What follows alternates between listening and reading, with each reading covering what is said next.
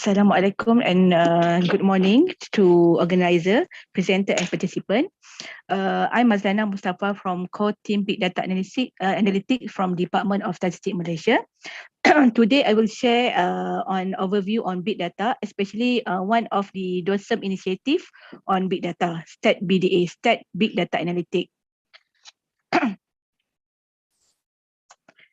Okay. Big data give new knowledge to us, especially, and the first one is how can we extract useful information from the data. Then the second one, how can we integrate our knowledge and experience in the industry with those data.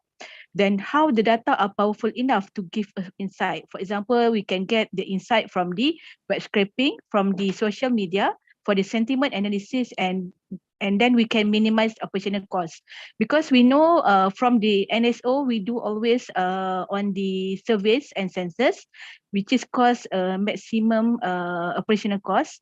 By doing the big data, it can minimize our operational, because we go for the non-traditional approach. And then statistics can help us build a new knowledge from the data, where we can get from the variety of sources. And then we have enormous effects on the industrial innovations. This slide for today, for this morning, I will give an overview on big data before we go to the price intelligence module. Okay, next.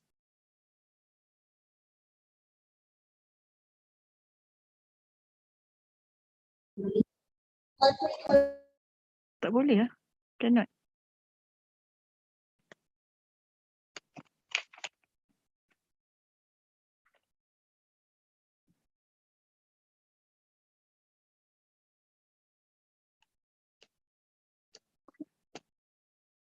Cannot. Okay, this one.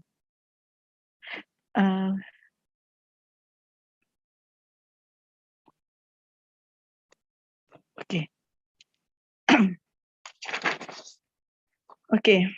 As we know, big data derived from the revolutions, because we know big data come from every angle and from the other perspective. It can contribute to the industry 4.0. From the analysis and from the insight, we can give a new insight for the NSO and also for our governments.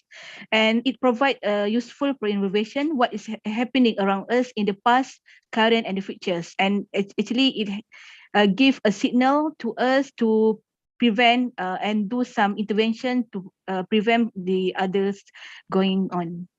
Okay, then beside doing the using big data, we can compute power and connectivity between the big data, and the other side we can go on the human machine interactions, and then we can move from the digital to we can move from the physical conversion to the digital, and we can do analytics and intelligence to produce a new insight and new value for our data.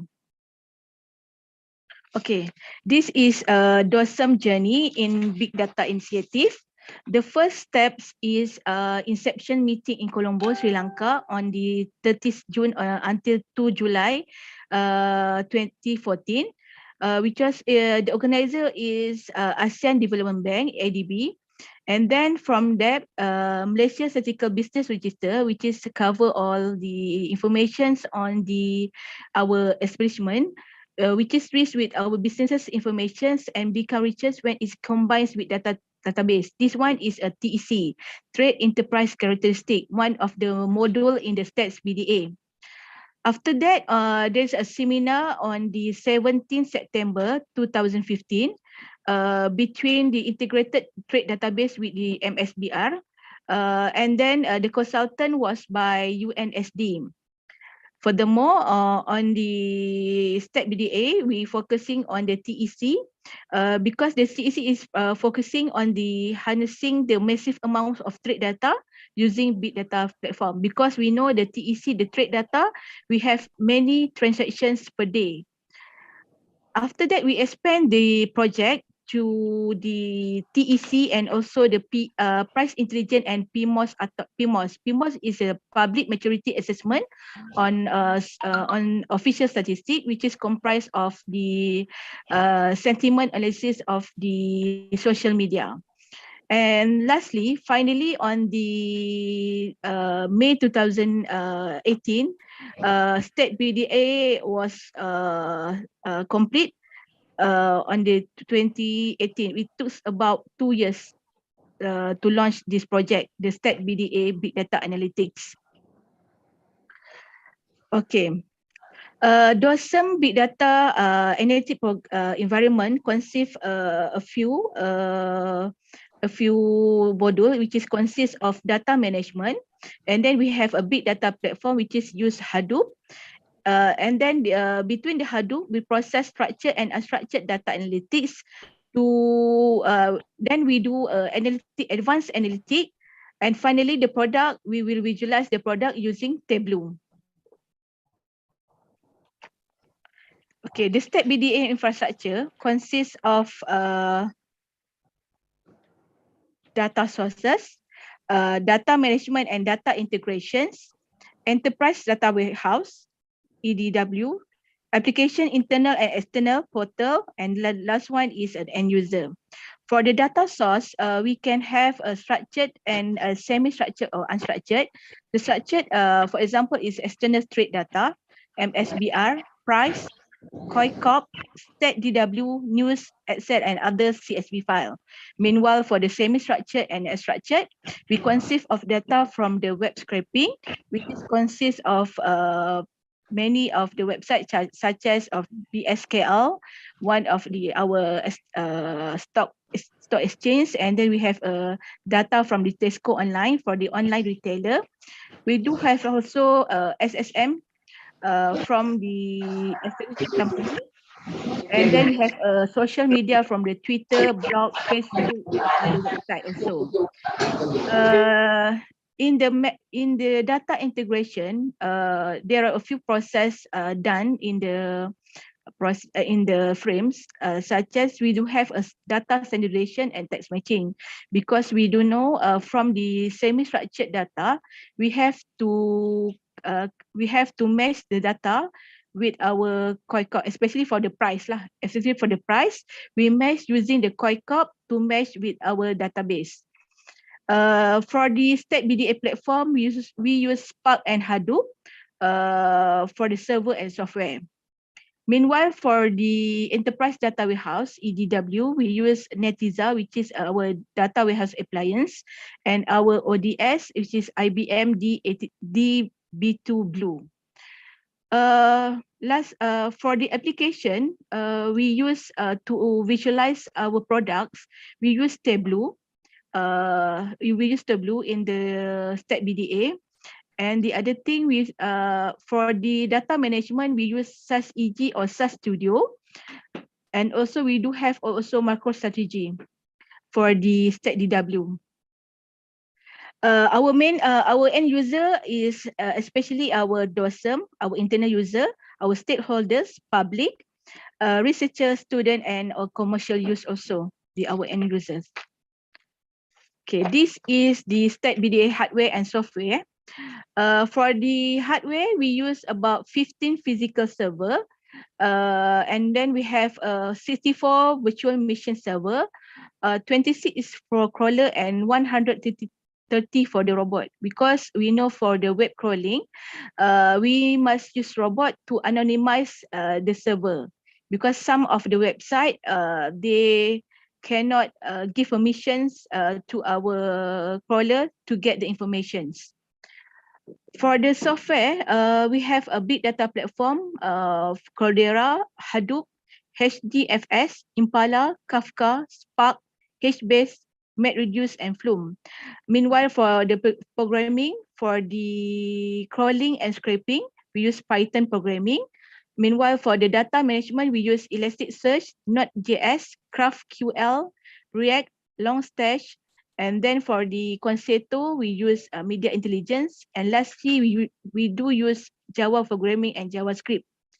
For the analytics and visualization, we have advanced analytics, we use SAS, which is SAS Enterprise Miner, SAS Enterprise Guide, SAS EG, RStudio, and lastly, for the visualization, we use Tableau, because we have a Tableau desktop in DOSM. This is a STEP BDA software landscape from the data source until the front end. And as I mentioned earlier, we have about 5 module, and the main module is TEC, PI, and PMOS and ATOS. And the other module is BISCODES and RTBS. As you can see, for the TEC, we use language and data management and processing. Like for TEC, we have Node.js, Visual Studio, Navicat, Elasticsearch, React, GraphQL.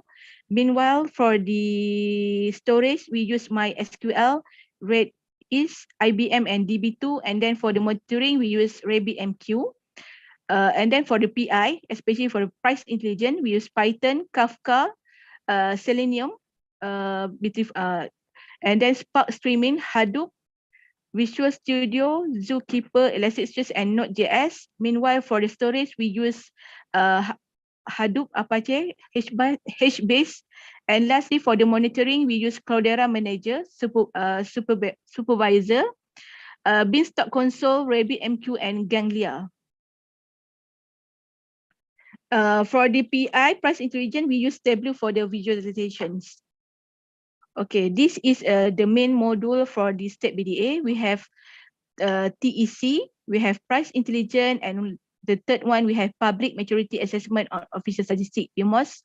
And then there are three others project, which is real-time business status, which is RTBS, BISCODE, which is a mobile app for the MSIC, which is Malaysia Standard Industrial Classifications. And last one, we have real-time news on official statistics, which is RTOS. This is TEC, which is we combine between the trade database and Malaysia Statistical Business Register to get a new insight for the statistic.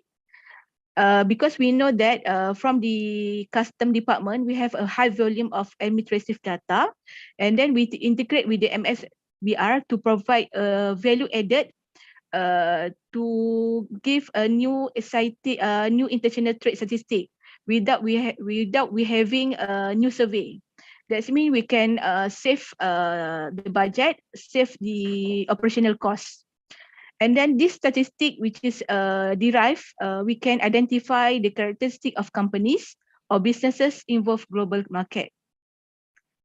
The TEC is a structured data because we can get that from the custom department.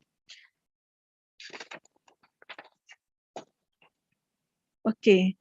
The TEC output, we have a descriptive statistics. One of them is combination of trade and company info, and then we can go to the granular level, and then we can have to increase our productivity for the internal and explicit for the stakeholder. For example, while our stakeholder for the TEC is custom department.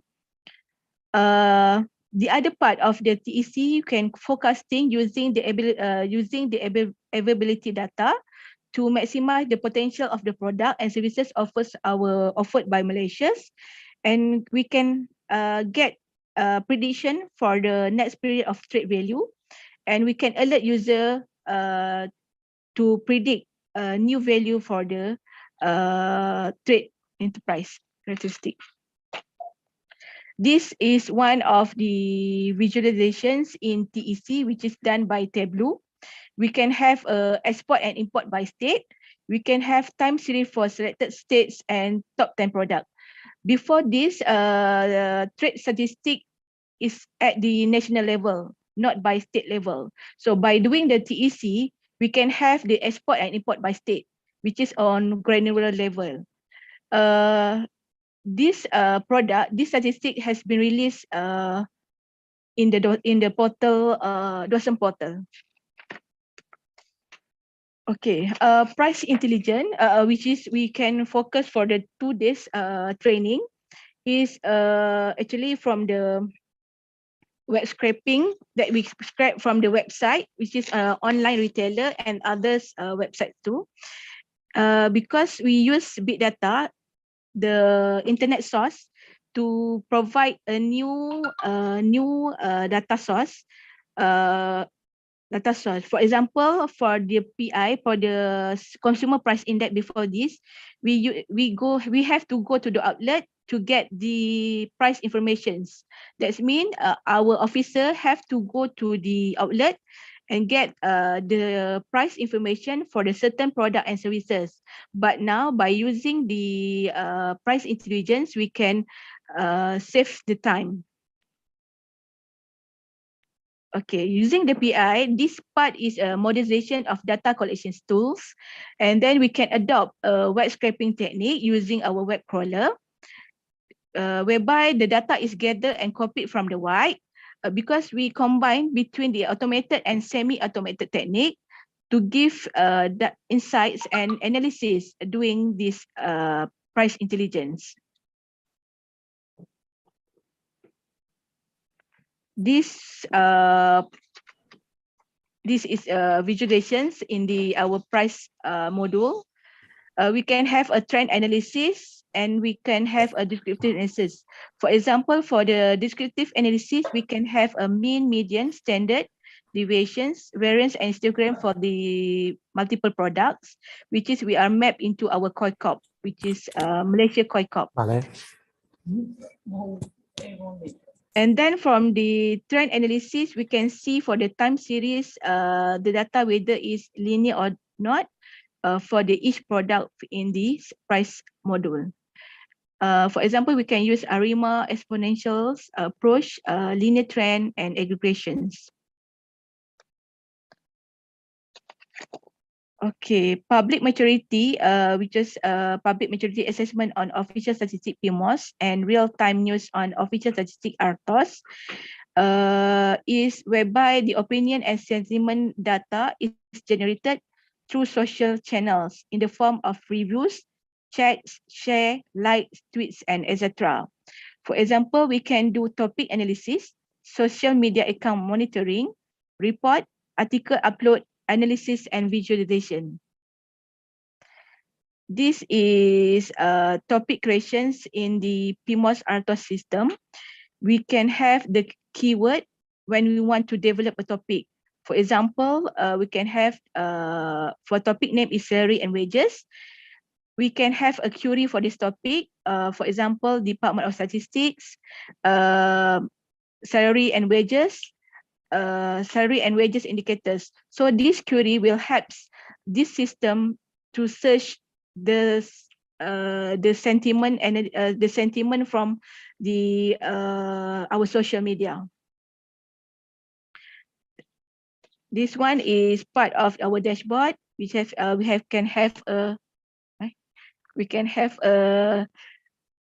for example, these are the news which is we can get from the PMOS RTOS. Okay. Okay. Then we can analyze by date, by timeline. For example, Dorsum manufacturing sales up to 6.8%. This news is we can get from the Tuesday 12 October. That means we can analyze the news by day, by hour, just fill in the criteria. And we can also have a top issue and top person during using this PMOS RTOS. Okay, lastly, we can have our biz code stats, which is a mobile apps. For now, Malaysia has done a Malaysia Statistical Industry Qualifications in the book, which is not non-digital. By using a biz codes, this mobile platform, actually it helps our officer to get industrial classifications in our survey. And this application is similar services to our product, to the public Malaysia product. And this mobile also can be accessed without internet connections. That means it's offline. This app can be downloaded for both Android and iOS mobile services. Okay, real-time business clusters, which is RTBS, is a strategic partnership with SSM through online system integration between Dorsum and SSM, and this known as a SSM middleware. It is a web server where DOSM needs to send based on specified format to get latest businesses or companies informations. This information will be parked into our MSBR. Okay, this is our Stat BDA portal. Users can get information for information on our module based on this portal. It can access through our our Stat BDA website. Okay. In DOSM, we have our data science lab, which is equipped with 4 PCs with the statistical software packages like SAS, SPSS, R, and Stata. Okay. This is a DOSM initiative. Actually, the journey of the core team big data analytics starts with the within in 2018, because we have developed a big data project which is starts BDA, but by 2017, department has developed analytics and predictive sections in methodology and research divisions. With the consist of 5 officers, which is 1 officers for E48, E41, which is officer level. And then by May 2020, Big Data Analytic Core Team has been established by gathering officer who has certifications in data science, and as well as those who possesses indirect skills. By the way, in 2018 also, there is 9 DOSM officer has been recognized as SAS certified data scientist. Now in February 2022, DOSM has about 19 SAS certified data scientists with additional 10 more officers this year. This is the talent with in DOSM before and after. Now we have about 27 officers with the different skills and different scopes. This is talent development in core team big data analytics. We have business analyst, advanced analytic developer or data scientist, data engineer, Python developer, big data engineer, system engineer, visualization developer, mobile apps developer, Java, JavaScript, Node.js, and PHP developer. And the last one is artificial intelligence and machine learning developer. Okay, this is a potential project DOSM we are doing in DOSM. We have a social protection database, which is ensure a more equitable distribution of social assistance. We do have a database of informal sector and micro industry, which is identify affected groups of individuals in the informal sector and micro industry. And we have a labor market information analytic platform, integrate labor market information in Malaysia. And then there are 2 potential projects we are targeting to do in this year. One is mobile positioning data MPD, which is exploring the use of location data and user movement through telecommunication networks for the population of tourism, migration and population statistics in Malaysia. And then the Earth observation, the project is estimating Malaysia rubber and production productivity using satellite image and machine learning. Now, core team Big Data Analytics is aimed to next step. We want to establish a National Big Data Analytics Center, which is NBDAC. The aims is to bring together professionals from multidisciplinary groups from ministry, department, and agency. Those professionals specialize in data science areas such as data engineering, statistical science, mathematics, visualization, machine learning, and data mining will come together in this center. And then there is a various services scheme and grades will be appointed to cover the scope of functions, complexity, and the workload. Okay, that's all from me. Any questions?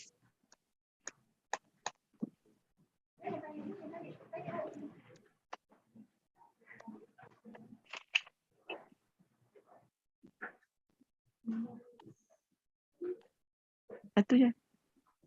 Dah. Any question from all college? Maybe our college from PSA have any question or can share any question to presenter, because this year we have 3 member states that will participate in the pilot project with subject price statistic. Maybe our college from LSP or PSA have any question, or maybe still review, still follow the material.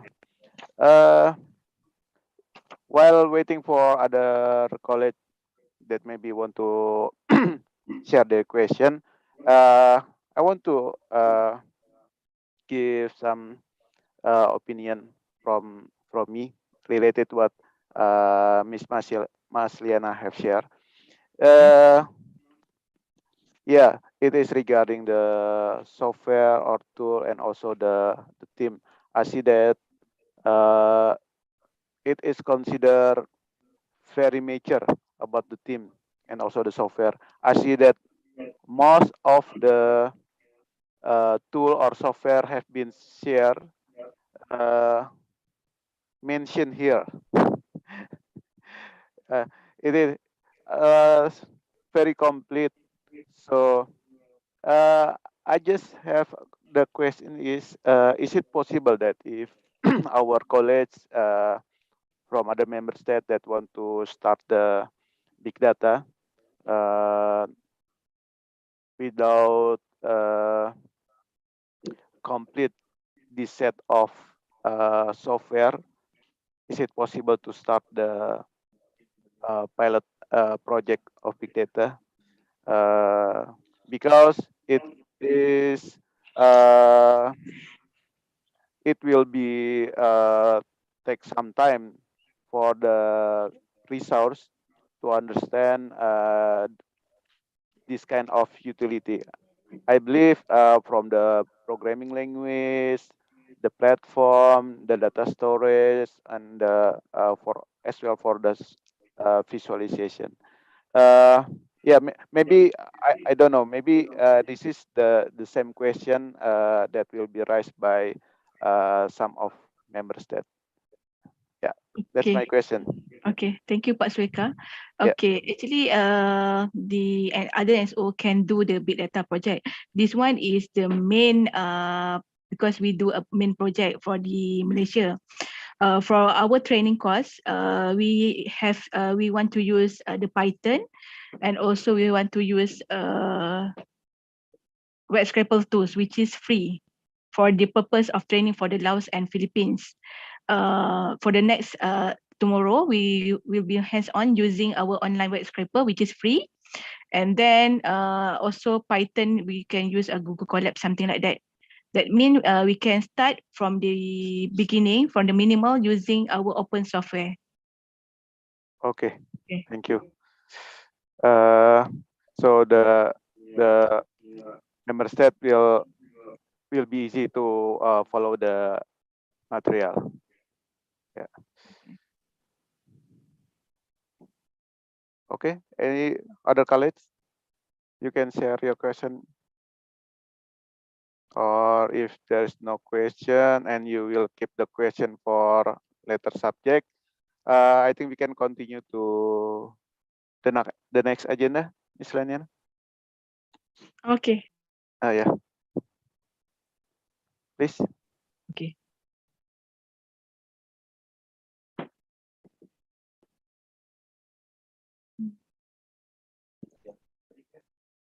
Okay.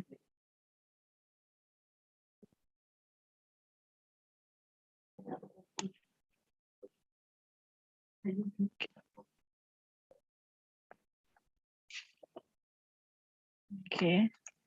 Okay, this one. Everyone can hear my voice? Hello? Yes. Yes, Okay. we can see the presentation. Okay. Okay, the first one, we skip this slide because I already mentioned before. Just a snap. A stat BDA module, we have about 6 modules. And now we are focusing on the price intelligence. Okay. The stat BDA objective is have about 5 objectives.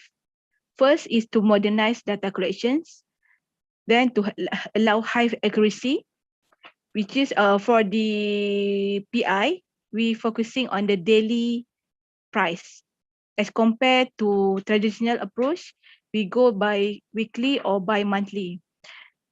The main focus is we want to reduce respondent burdens. That means the respondents can do not have to fill the price informations in our survey. The price intelligence is to use as a supplement for the existing data in production of certain statistics, and then to produce a new statistical indicators such as online CPI. We can have a new insight or new social media sentiment analysis to give insight to our NSO and also our country. Okay. What is price intelligence? The price intelligence is leveraging the capability of big data in collecting large data from various sources and transform them into a better structure. There are different prices of the same goods can be obtained through various online retailer websites, providing a modernized price data collections. And then it transforms from the unstructured data into structured data to perform analysis. As you can see, there are difference between the web crawler and web scraping on the live set. For the web crawler, we start with the web crawler and then it visit all the links and then build the list and indexing. That means something like Google. If you search for Google, you just search anything, the Google will indexing for you, and then the indexing will store in the database. Meanwhile, for the web scraping, actually is extract the information from the website. We use scraper or we use online scraper to get the information from the website, and we can transform them into structured data, whether in 3 format, XML, SQL, and Excel or CSV.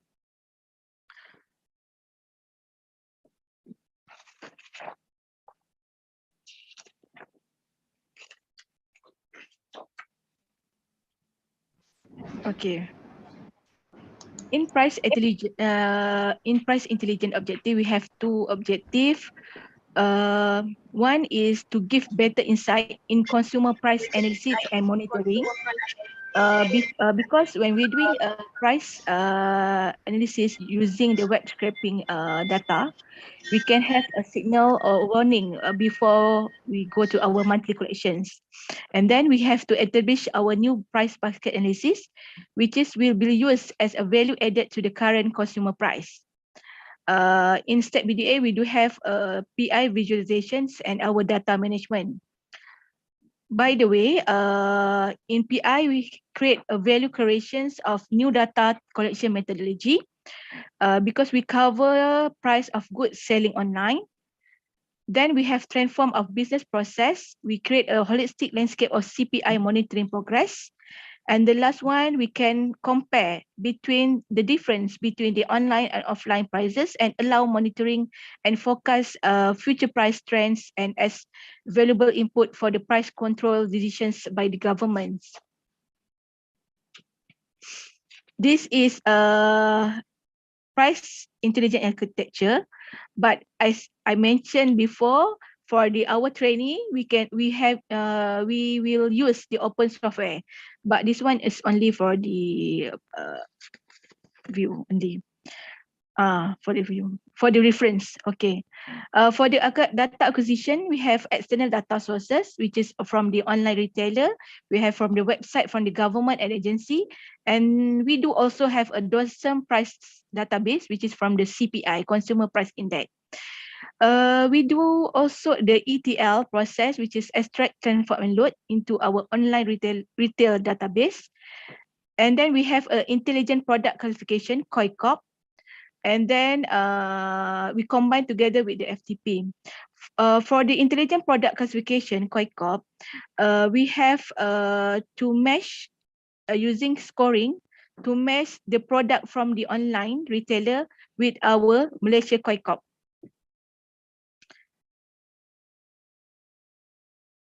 In PI, we have a price led development, which is raw data management, and we can enrich the data management using price data lake. The analysis is for trending and forecast, dependency and correlation, and price basket enrichment, which is we done in our Tableau. Because in DOSM, we use Tableau as our main visualizations. I want to add some informations for the crawler rules development. The crawlers work based on the script developed to pass the HTML files and then define codes that represent the interested objects. The script will result in the format of rules. Rules have a high dependency with the layout of target website. Once the layout of the target website change, that means the rules need to change accordingly in order for the crawler engine to capture the data. That's why we have a continuous monitoring to monitor whether the website is scrolled right or wrong. Because sometimes where the website is changed, that some of the product cannot be scrapped.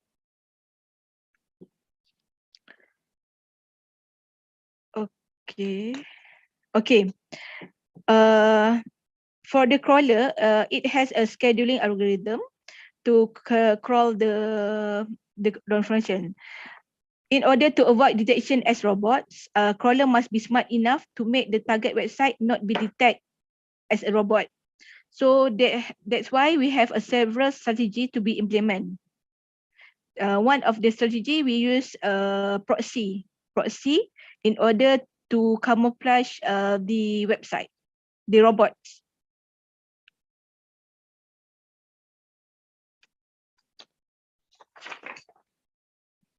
There are about 4 modules in price intelligence, which are data acquisition, price led development, data analysis, and data visualizations. Data acquisition provide main functionalities in capturing data from various data sources related. First, for the crawling process, it's managing crawling and scraping process from the website.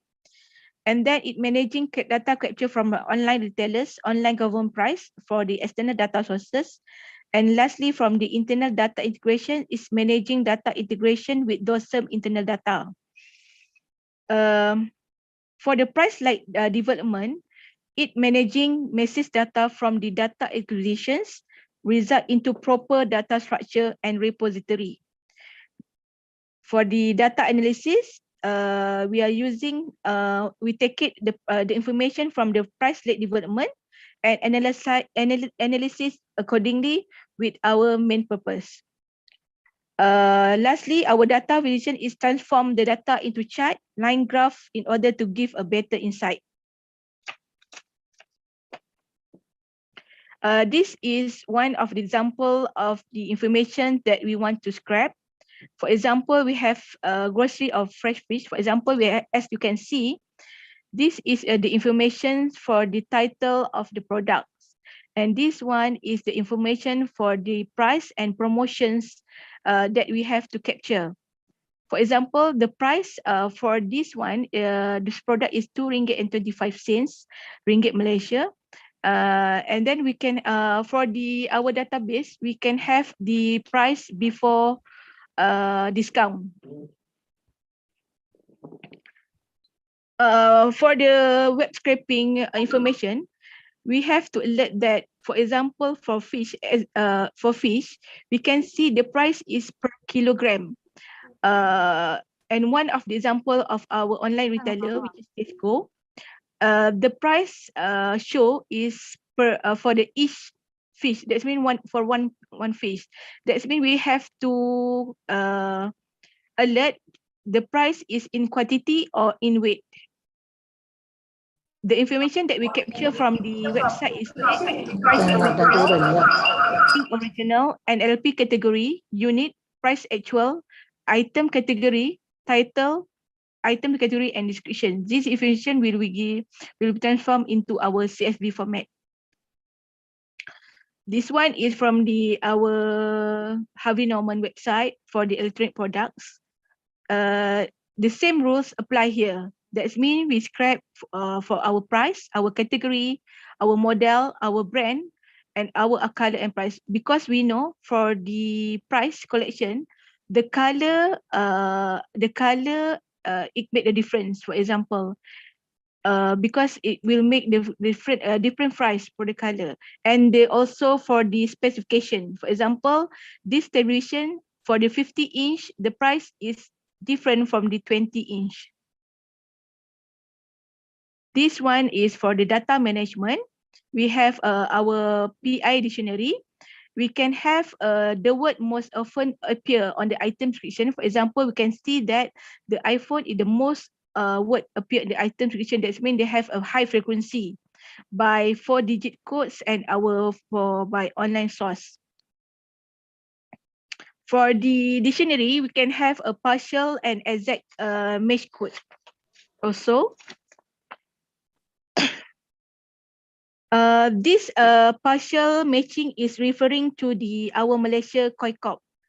That means for the result, we can see that about 11.3% is exact match. Meanwhile, 88.7% is partially matched.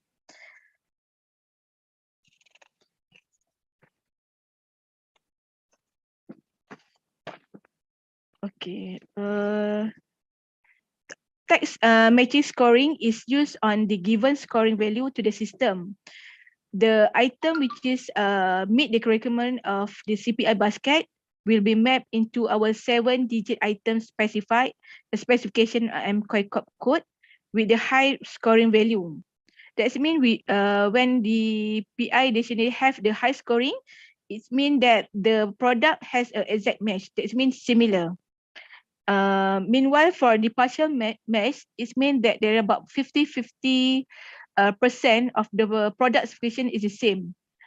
The first step, we have to map to 7 digits, but if we cannot map into 7 digits, we can go to the broad item, which is focusing on the 6-digit item code, which is more broad, and we can match more products. This one is DPI dictionary. For example, we have a sample keyword for our diapers. We have a classifier which is wearable, and then the sample variation. For example, for the diapers, we have baby diapers. Diapers, the brand name like Genki, Gun, Huggies is the brand name for the diapers. And also we do have Nike pants, Super. This is the criteria or the specification for the diapers. Okay. After the data has been scraped from the website, from the price lake, we can download the data sets using our data set generator. The user can download the price data using this website to the local PC. For example, we have to click data monitoring to the left of the screen, create a folder name, and then check the file name, and then you can download the dataset into a CSV format. This is a visualization of the PI analytics, as I mentioned earlier. During the COVID-19, about 2 years ago, we have used the price from the web scraping for the certain items. For example, we use for the airfare for the selected routes, and then we have about data crawling for the 20 main product, which is a necessary item to monitor, because during the COVID-19, the DOSM officers cannot go to the outlet to collect the price information. That's why they are using online price to combine together with the CPI. Other than the online retailer, we do also have for the rental housing for the international cooperation program. For the submission of 2017, we have been used about 45.6% housing rental data used from the online. From the online, we can get about many information such as on the price of the single detached house, attached house, studio apartment, 1 bedroom apartment, 2 bedroom, and 3 bedroom. From the chart, we can see the comparison between the online price and the rent survey, which is done by the our prices divisions. That means it shows that about for the 1 bedroom apartment, we use the online price compared to the rent survey. The limitation for the web scraping, we have we need a few options or few limitation. Number one is need to update the crawler. Then we have to have build a bunch of crawler for different sites, because different sites have different crawler. One of the example, one website have a captcha options, and then you have to identify whether you are robot or human. Then followed by the same information that the structure of it sometimes change frequently, because when the web found that there is a crash on their website, mostly they will change their structure of the website.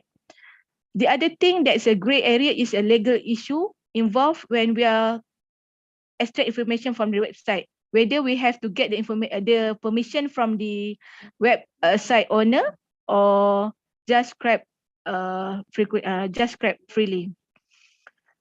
While doing the scraping, it needs a storage limitation, because we scrap a huge amount of data. That's why in DOSM we do have our Hadoop to storage all the information for web scraping. Okay, the other thing is about the copyrights and laws, because sometimes people say that when there is in a website, you can scrap freely. That's mean because the website is open for all. It's not for the private something, because that's when everyone can scrap. But for the further information, I think it's better to get the permission from the website owner. Lastly, we have to always check the website robots TXT file. Robot TXT file is a stack file with the instruction for search engine crawlers. It defines which area of a website crawler are allowed to search for.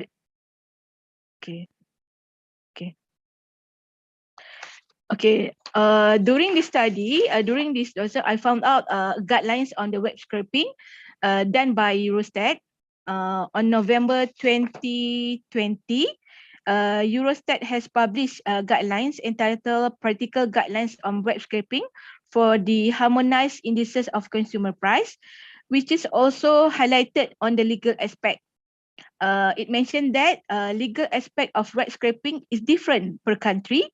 One of the recommendation is to read and respect the terms and conditions section of the website, which may even include a no automated scraping clause.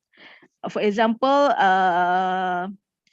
some NSI should have a clear mandate. They are suggesting a few recommendations. First, contact retailers to avoid about meta tags, privacy, and database protections. This guideline you can read after this. Okay, what is a robot TXT? For example, this example is for the shopee.com.my. You just type https://shopee.com.my/robots.txt. Then you can find out which area that this website allow to scrap.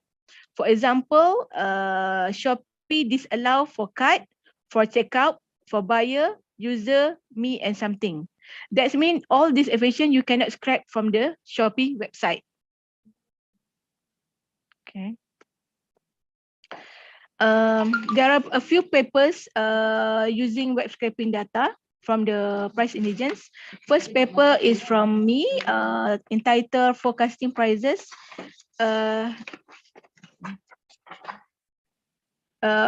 for fish and vegetable using web scrape price microdata.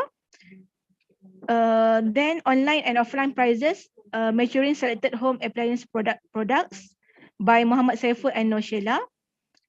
Third is analysis of the mobile phone prices in Malaysia using web scrape data from Ms. Huriatul. This paper actually using our price intelligence data set. Okay, that's all from me. Any inquiry or any questions, you can email to our team, which is a team price intelligence.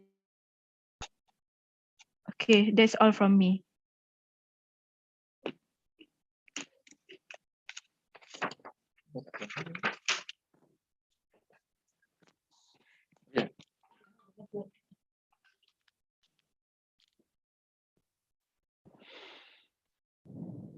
Okay. Thank you, Ms. Masilana Mustafa, for the presentation.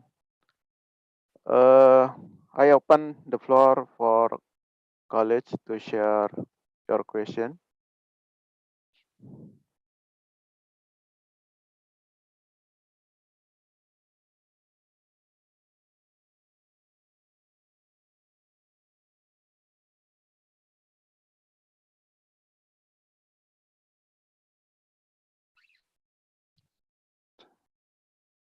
Hello, good morning. Good morning. This is Desiree from the Philippine Statistics Authority. I would like to ask, so the crawler was developed using Python software, right? This is developed by the Department of Statistics Malaysia. You have mentioned earlier that you have PI dictionary to match the commodity, whether they have the exact specification based on the COICOP and with the web scrape commodity. Is the PI dictionary integrated with the crawler, or the crawler just determines which websites are capable of being web scraped? Thank you.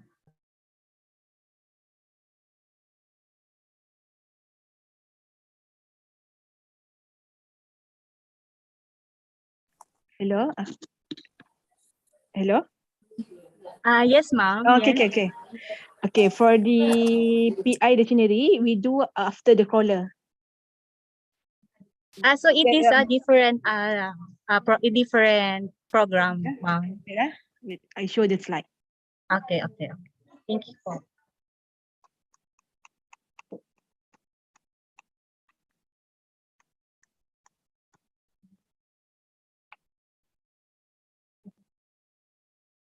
Dekat mana? Lagi? Dia dah. Dekat price late development pula. Sorry. Okay. The mesh between the data classifications is done at the price late development. That means after the crawler, we extract the information, we plug into the price late, and then we mesh with our Malaysia COICOP dictionary. Ma'am, can you hear? Yes, ma'am. Okay. This one in the module 2, price late development.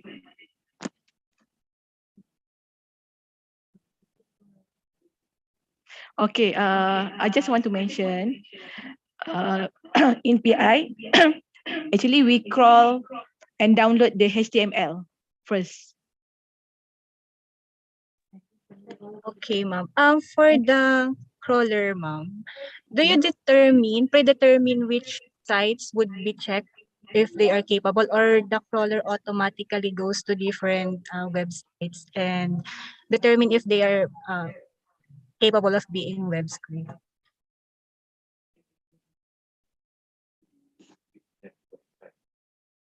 Okay. My colleague will answer the question. Hi. Yes, sir. Okay. Basically, at first, we decide and we determine first which are the website that we wanted to get the information. Then only we build on our script on Python to see whether it is available and it is doable or not. Mostly is doable, but we know that each of the websites is different between each other, and the structure of the websites, meaning that the structure always different, and it is not the same for all the websites. So each website has its own customized Python programming, and it has its own what I say. It has its own layout for us to capture the information. So we decide first. We have a list of websites to get the information, but not necessarily each of the websites that we can crawl. It and we always try to get the information time by time.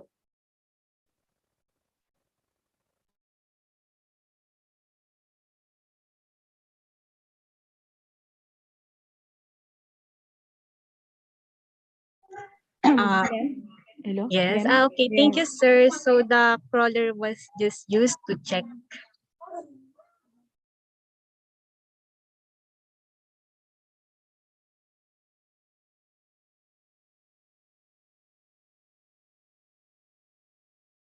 Ma'am, can you repeat the questions? Uh, uh, my question has been answered. Okay.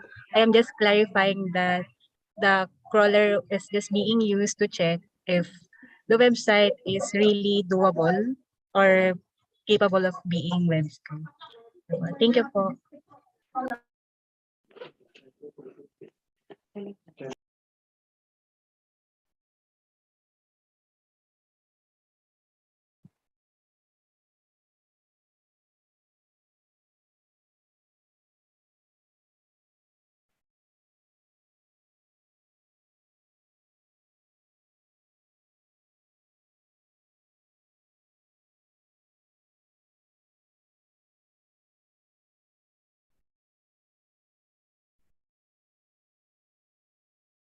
Any questions?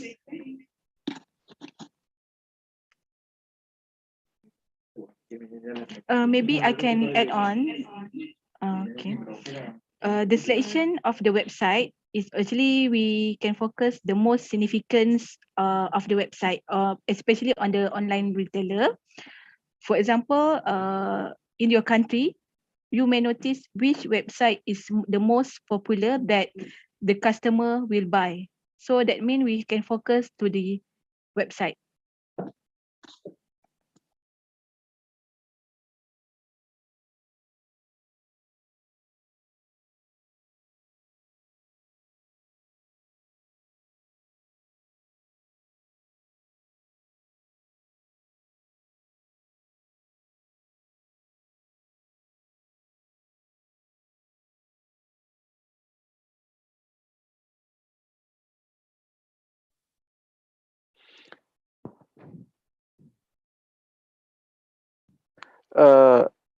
Miss Masliana, Yes.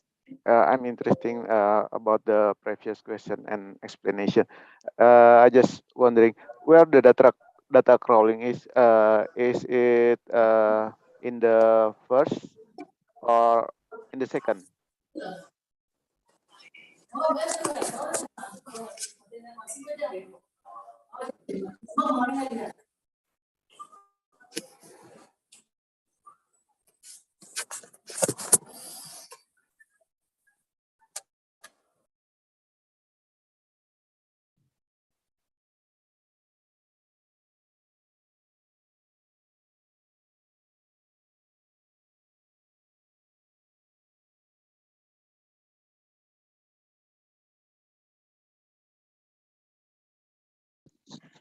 at the first module, data acquisitions. Okay. So the result from data crawling will be stored in the Price lake. lake development. Yeah. Uh, how to process the data? Is it for the next step? Is the data already in the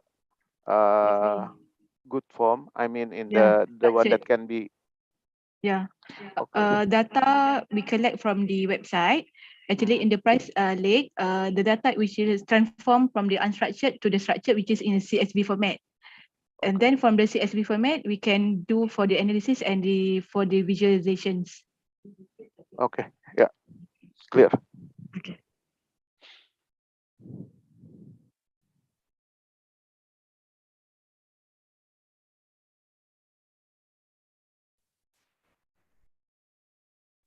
Hi, Kak. Yeah. Yeah. We have a question in the We chat. have someone raising hands from Philippines. Okay. Miss Marceliana, I think we have our colleagues from Philippines that raise hand. Before, yeah, I will let Mr. Glenn Polo, please. Hello, good morning. Morning. Morning. Okay. I would just like to ask if do you scrape all the products listed in the website, or you just specifically scrape the products listed in your CPI market basket?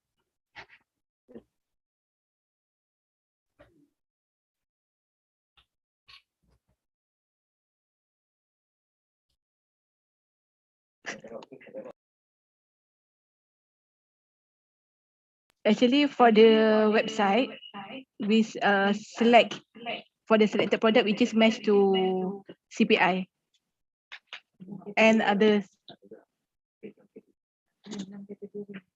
Mostly based on our 6 category, such as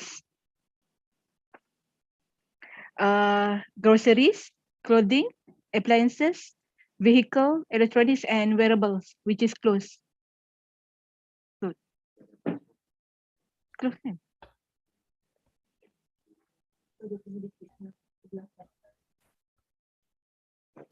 Okay, just a follow-up question. Oh. Is that list contains specific commodity or just a group of commodity? A group of For commodity. a group of commodity, okay. Yeah. That's why in price lake development, we have to match with our koi cup to get the exact match. So in that case, you do not have a fixed list of commodities in the basket, just a group of commodities. Let's, for example, groceries. You Yeah. scrape everything From that the is under the organizer. category of groceries. Yeah. For the data acquisition model, we collect based on 6 categories. And then when in the second module and the price lake, we have to match with our Malaysia Koi Corp to get in the CPI basket. But I think, okay, how do you compute the index if you do not have a fixed number of or fixed list of commodities in the basket?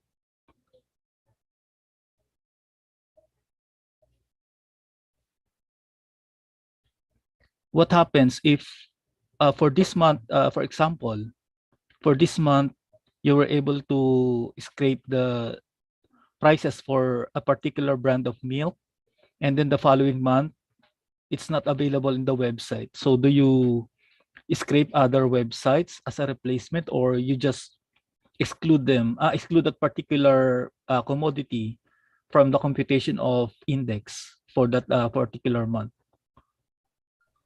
Hi, Glenn. I would like to answer on behalf of my colleague. Yes, sir. Good morning.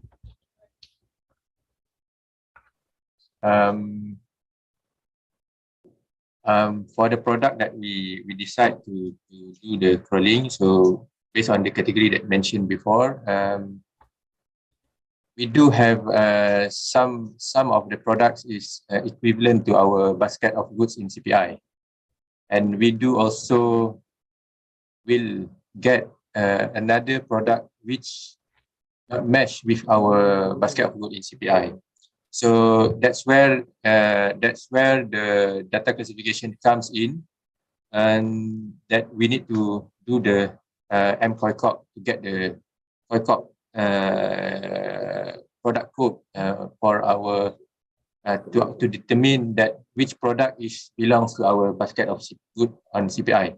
However, in our basket of goods in CPI, we have two types. We have two level of product description, which is one is specific description. When we say specific, you should have a name of the brand, the unit size, and the detailed specification. And another one is the broad items, which is it may be open for any brands, but you specify the units only. So in this case, that's why we get it for the category because it can complement, even though we don't specify it specifically, but it might introduce us to another product which can be included in our basket of goods. Let's say today, the toothpaste. Let's say today we collect for the brand of Colgate, but maybe in the market nowadays there is another brand that currently high in demand. So we can see that there is some specification that may replace or replicate another product. And to answer the question from you that you said that what if the next day you don't have the price? So it's we should see first the trend of the product in the market. So if the continuity, the history and the trend always have a price, and only 1 or 2 days skipping from appear in the websites, so then we consider that maybe the product is not available at that time. So maybe in this case, we may impute the price. But if we know that the product is no longer in the market and it is no longer in the website because it is no longer in the market, then we should drop that specification of product from our data classification and COICOD. And this will lead to this product will not be counted if any of this we want to integrate in our consumer price index calculation. Thanks. Okay. Thank you. Maybe can I ask one more question? Maybe this is my last question for this session. Or for this part. Okay. Are you using the 2018 UN COICOP as the basis for MCOICOP?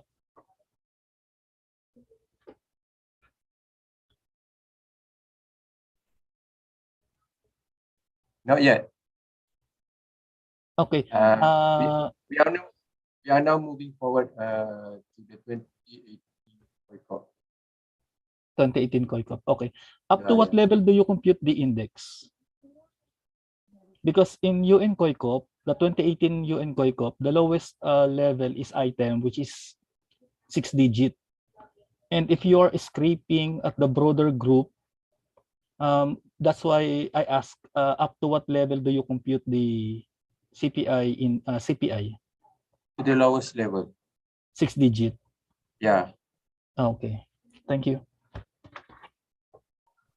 I would like to answer also 2 questions from the chat. The first one is how do you overcome web scraping on websites that have CAPTCHA, which intend to discourage web scraping? So this is always a challenge for us because because owner of the website will always find a way to block, to discourage other person to get the data from their websites. So this one we look from time to time, and we need to find the solution and a discussion between us and with some other members to get the solution, the best solution to overcome this captcha. Otherwise, then we can't have this the data. We also have the situation where we can get through the websites to get the information because of this kind of challenges. And the second question is first, how is the discrepancy of price recording time?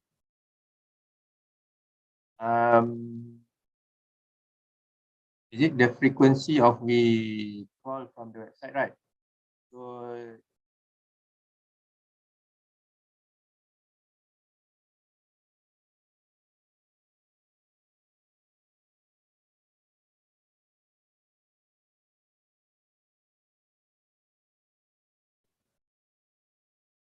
okay, regarding the frequency of crawling, at the first stage, we are too eager to get the information from the crawling websites and from the website. So we do it daily. But when you do it daily, then you have a lot of storage. You need to have a lot of storage to store the data, and also to store, because we do it because we do it daily. Then we need to make sure the daily crawler, our robot should finish crawling for all the product that we want to crawl in a day. So it will, otherwise we will miss some information, some information of the product. So and we do also need to have a bigger storage to store the data and the HTML page.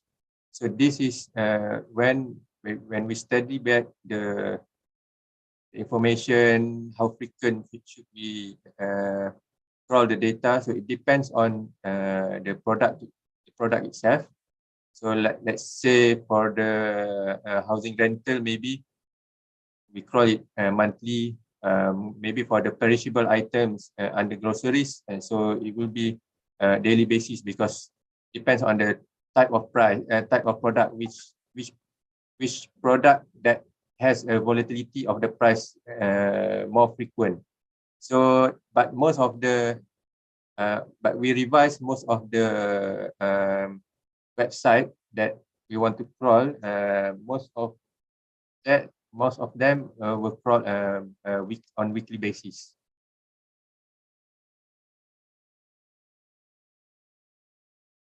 And the second question, how often does it take price to ensure price comparison and compile index? As for now, we are in the midst of studying how we could implement it to the to compile it with current consumer price index calculation, because what we do now is we compare what we have in traditional methods of price collection and what we have online, to ensure to ensure that the trend is the same. And if there is no difference in the trend, then the online price from the website can be used in our calculation of consumer price index. Do I answer your question from Nguyen from Vietnam?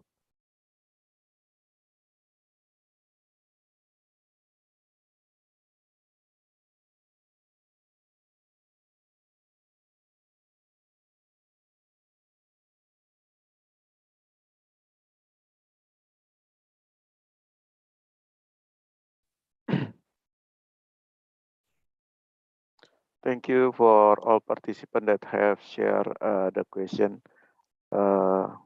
Any other question from our colleagues?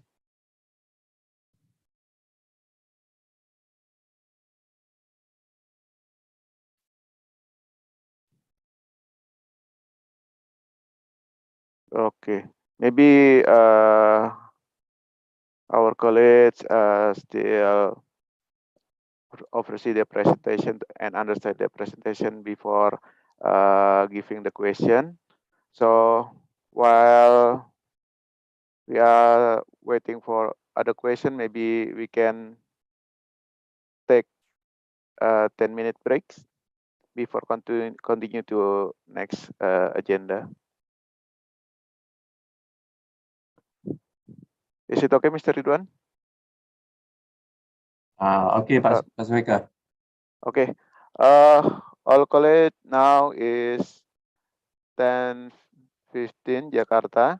We take 10-minute break, so we will back to the room at 10:25. Okay. See you.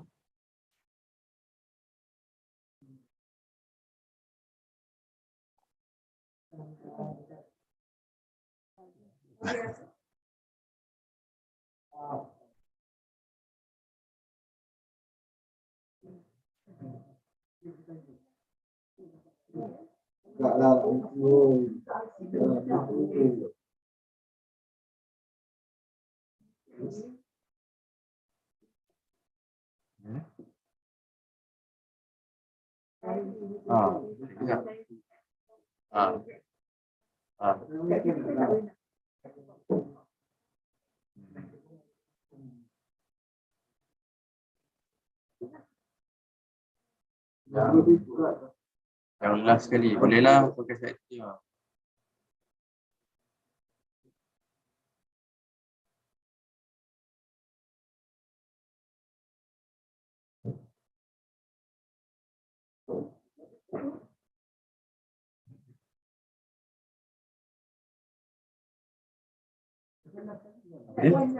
Tak apa, 15 minit siap tau.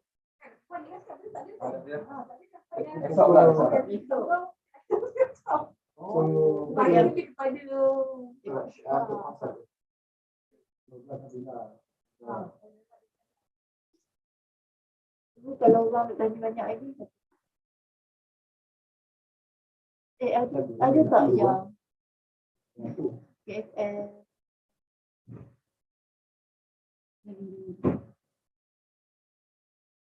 belum tak tempat ni? Saya tak nampak kat SS tu. Itulah, tapi ada Ada slide dia kan, itu Ilham dah bagi sih. Dekat mana nanti kena cari dalam hadis lah.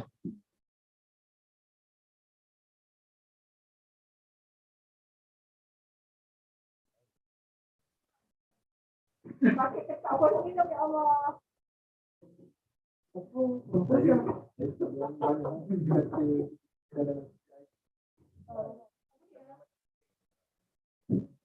Kecuali dalam di lain tu je.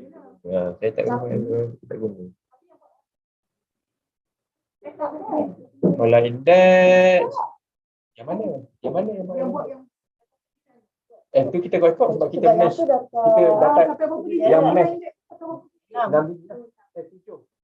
7 sampai produk. Tapi sebenarnya boleh sebabkan kita ada. Memang ada Tesco mudah.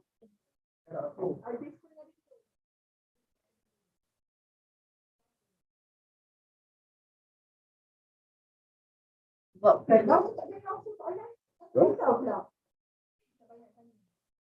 Laos sebenarnya. Apa tu?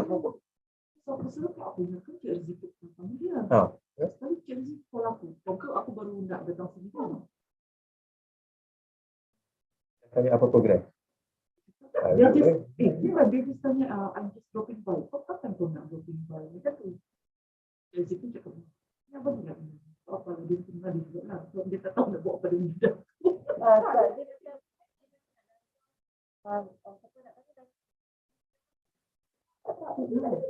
Itu aku cepat-cepat ambil kita punya event bagi dekat kerja itu. Kita dah kerja. Dia kita buat tau. Cari orang. Tak tu lah saya cakap. Tak. Kita dia namanya tu, nanti kita tambah lah. Dia tak kisah tapi tak tengok dia buat tak yang dashboard dia tu. At least kita nampak permulaan bisnes dashboard dia. Panjang kan? Saya rasa okey je. Saya rasa tak semestinya dashboard tu tak semestinya. Dia tu nanti kita buat sambil-sambil kita carilah harga yang harga tu.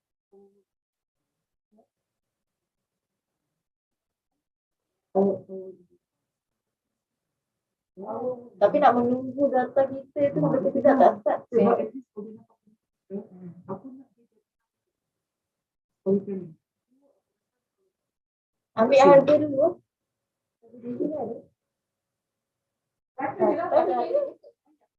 Dia boleh buat cerita harga dulu. Dia ni tu dah guna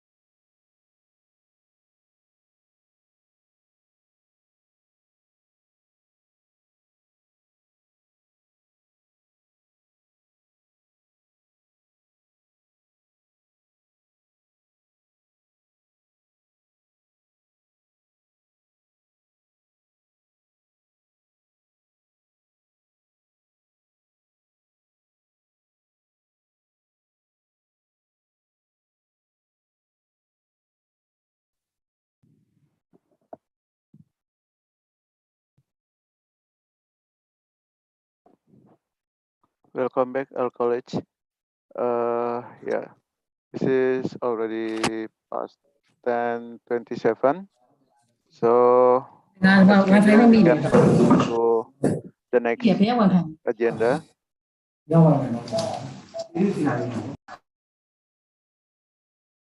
The agenda for right now is module in price intelligence, introduction to data acquisition. Since our presenter already here, I will give the floor to Mr. Ridwan. Mr. Ridwan, please. Okay, thank you, Pak Sweka. Hi everyone, morning. Let me Morning. share my screen first.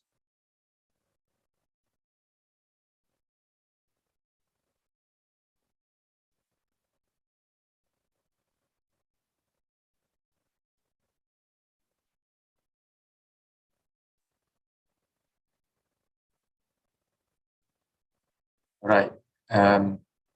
So today I'm going to expand what has been explained by my colleague just now. But now we are only focusing on data acquisition. So data acquisition, web crawling, and web scraping. So first, before we go to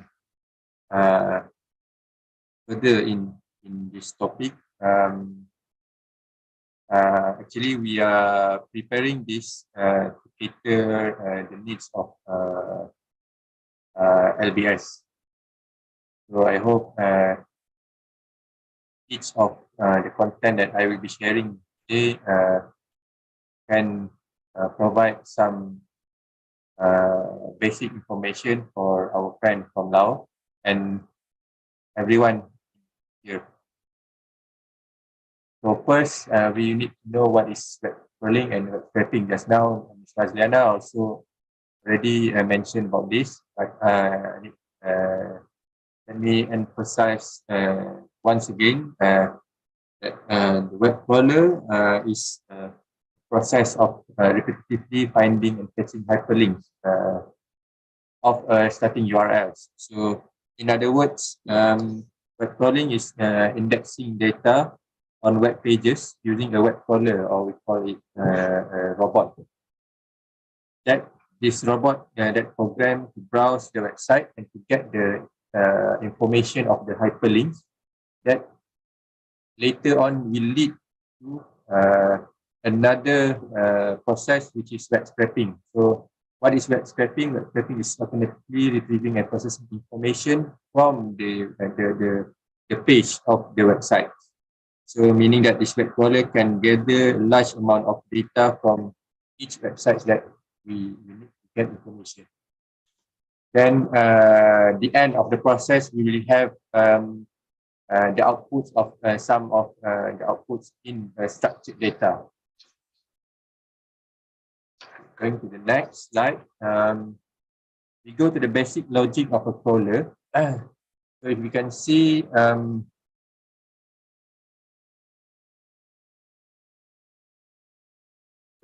here, here is the websites. So from the websites, the first is remember the robot that I said before, the web crawler. So the crawler, the spider, will request information from the website and then get a response, get the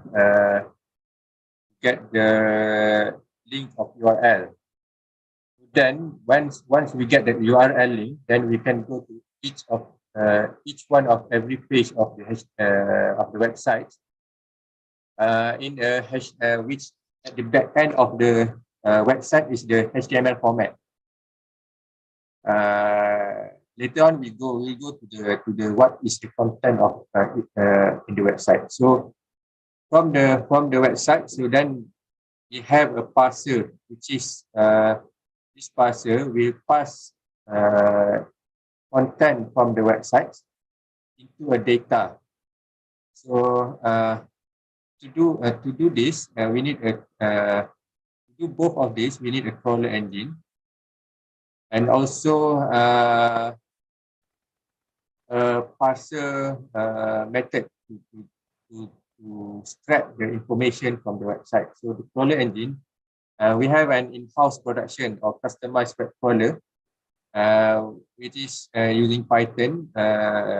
Some of it using Selenium, and some of it using Cache. So then the data will be extracted into a storage, which is from the point of view where Ms. Mazana has mentioned before, the storage is in our price list development. Then only we can get the output in any of the format that we wanted to have. Normally we have output in CSV format. Right. On the right side of this slide, so you can see there is also web crawling tools outside there, which is readily available and free coding. Okay, so if any of us would like to try to get information first time from the website, so we can try to use these web crawling tools to get the idea of how does this web crawling work. So this is some of the example of web crawling tools: Sol, Web Scraper, Octopus, and Pasha. There's so many much more web crawling tools out there, but there is pros and cons of using this web crawling tool. So the pros is it is simple and easy to use, which is you don't need to have knowledge of using Python or R programming or whatever coding tools, because it's coding free and it's a point and click system. Okay, point and click, drag and drop system. But the cons is most of them is a paid subscription, so you need to pay for the license. But some of these tools, they also have a free version with limited function. You will take a look on some of these web crawling tools at the end of the session. And the dependency of the crawling method in these web crawling tools is depends on what has been built in this tool.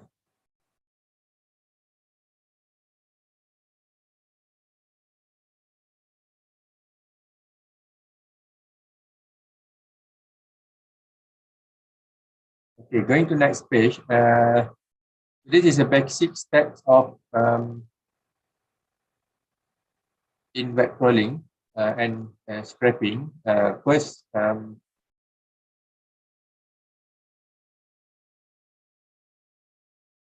we go to the web page and to get the URL of the page. So let's say we have so many categories. So we can find the what are the categories that available in the web page, in the websites.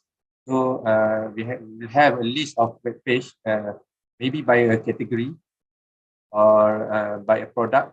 So from the list, then we create a pagination process to ensure each page will be visited. So if you are familiar with some online retailer websites, they will also have some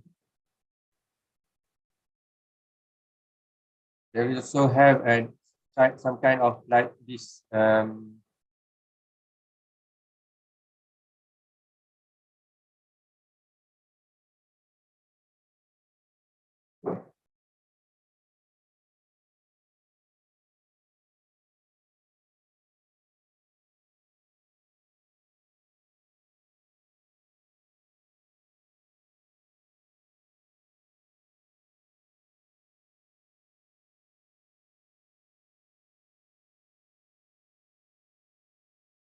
okay, you can see in the right of the second image, we always see there is a page number for each of websites of online retailers. So this is what I mean on the pagination process, because we not only want to have information from the first page, but we also want to have information up until the end of the page. Then we build a loop for each product or item in a particular page. So in one page, there is so many products right here. So we build a loop for each of these products so that our robot will go to each of the page of this product to get the information of each one of the product. So then only we can extract the information from the product. And after we get the information, then we run the task and export and save the data. All right.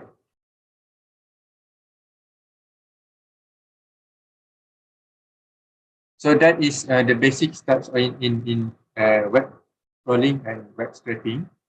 So let me get you familiar with our stats BDA under price intelligence, which already mentioned from Ms. Mazliana before. So our price intelligence is leveraging the capability of big data by collecting large data from various sources of websites and transform them into a better structure, which will enable us to do some analysis. And this website has a various type of layout and information from this website. Some of the information can be used later on to do to perform an analysis. So in managing massive data, we have data management and transfer the data to our repository, which is Translate. And this is the basic process from our price intelligence project. So what we are going to focus here is on controlling. So this is as has been asked before, we are focusing on these 6 category of product, consists of around 153 items. Okay, for our data acquisition flow from the websites, we use a robot crawler to do a crawling service from a list of URL and store into HTML table. Basically, in our project, because as I mentioned before, we crawl it daily, so we need to have first the HTML page. We also store HTML page in our storage, and we do the crawling, passing of the information. So in this case, part of we are installing, we are crawling the URL. We also save and download the HTML page. Then we use Spark to do the data passing from the HTML, which the HTML page is stored in our server. Right. After that, after we pass the information, so there is a lot of information has been passed from the websites. So it will be stored our database data storage, which is in a HBase format. But if we do it directly, so we need to, and it will cause some kind of like traffic jam. Right, so then here it comes Kafka here, which Kafka is a distributed and scalable process, which what Kafka do is pick up and pull the data from what has been by the Spark and hold the data that has been passed and insert in bulk database. So it means like if we open a water tap, so rather than we wait every drop of the water into the hash base, a drop by a drop, then we use a pail first to get the water drop into the pail. Then when the pail is full of water, then only we transfer it to the hash base. So this acquisition to make sure the flow is smooth and faster to store our data into hash-based format. So then after the hash-based, then we have as mentioned before from Azana, we have a data generator which we will generate the data into CSV format from the hash-based format into our storage. So this is a bit technical on the process flow of the data acquisition. Next is our DOSM crawler detail. So we have this flow show that from the website here. Okay, first we have the crawler getting the URL. So we store all the category URL that we wanted to plug in our MariaDB. And there is a pusher which act as an engine to send each of category of URL at the beanstalk. So beanstalk will manage the URL to equally distribute the crawler to the URL to the workers crawl information. So the third process is here. Then the crawler here will find information from the website. Right? So the website will return the information to the crawler, which crawler will have the list of detailed URL for the product that we wanted to crawl. Then it will return to beanstalk, which beanstalk function is to manage and distribute the list of URL and then send back to another crawler, which is a content crawler. So we explain in the next page about the index crawler and the content crawler. Index crawler is the front page of the website with multiple products, and content crawler will focus on the content of the product itself. Then it will be stored to our storage, and this SSTB storage, if it has storage, prevent multiple crawling of the same page for content and detail page. So it will reduce. We already have the same page, so it will reduce the same page. We do not have to crawl again the same page. Then after we get the information from the content crawler or the index crawler, this information will be returned to the HTML server, store the data in our price list. So this is the index page, which will be done by the index crawler. From the index page, the index crawler will extract the basic information of the index page. Let's say the information of the title, price, URL, or other information available here. So this will be the information that will be crawled on a if we do it on a daily basis, this information will be crawled on a daily basis.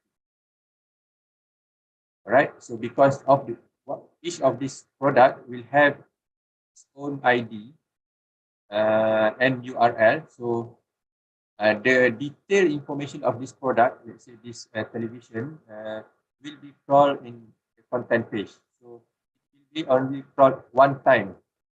So if there is any new product, we will crawl the content page. But if it is a repeated product from the previous day or previous week, then the content page will be not scrolled, but only the information of the price will be scrolled.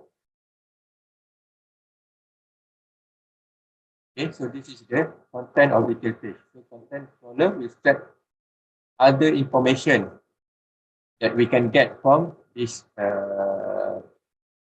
product page. So whether the price, the title information, the seller, or the response of the seller, the rating of the seller, and so on. So this content page will be captured when the page details are scrolled.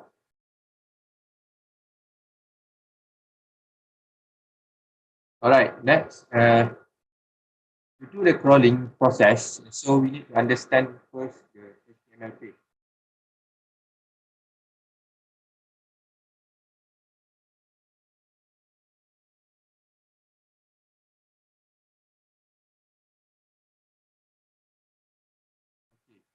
For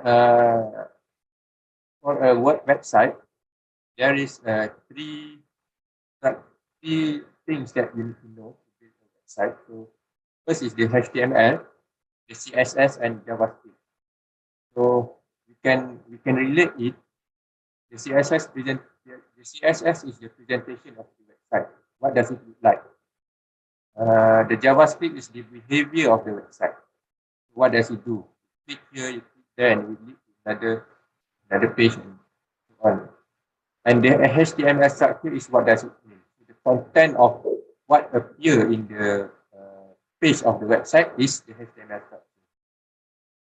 So here are some simple explanation of the HTML, CSS, and JavaScript. So for the web crawling process, so the important thing to understand is the HTML structure, because we will get the information from this HTML structure.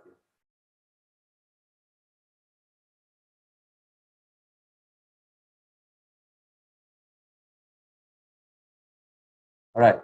So here is the HTML element and HTML tag. So we need to understand in HTML, we can see there is a tag name, start tag, and there is an end tag. So if I can show you some example, real example.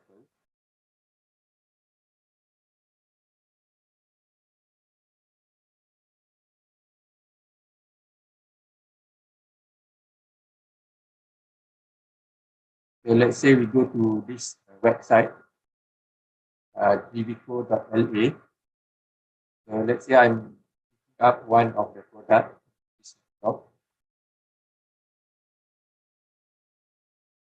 Okay, so we can go to the inspect and to see the HTML structure here. Right, so this is the HTML structure. Have the head, have the body, right? So we go back to the slide. Okay, so the HTML structure, there is a tag, there is an attribute which is inside the tag, and there is the content here. So you look at the structure. So this all is named as a HTML element. Okay, so normally we will use a standard. Let's say for the header, we will use H1 tag. So that's the header. And title, they use title tag. Body, they use body tag. So under the body tag, there is another tag.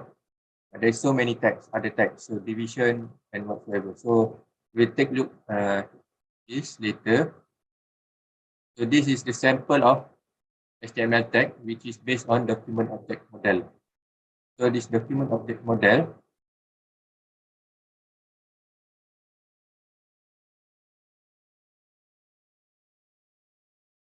so from this chart, you can see that from the HTML, so there is a head, there is a body, under the head, there's a title, and this is the text that we want to scrap. The same goes with the body. And there is a heading and there is a href. So normally a href is a link text. So this is what we will what we have crawled to get information on the URL of the web page before we go to the detail page to get the information. So first we scrap the information of the list of the link, and then we go to each link by looping it and crawl information from each link of the product.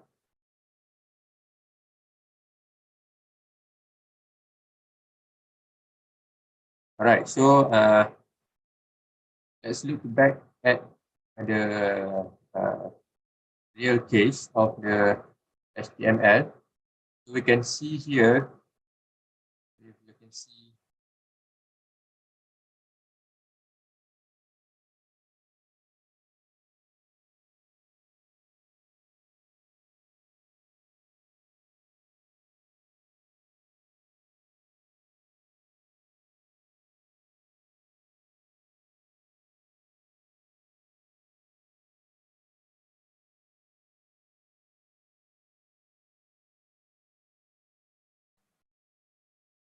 can you see can everyone see the HTML element here?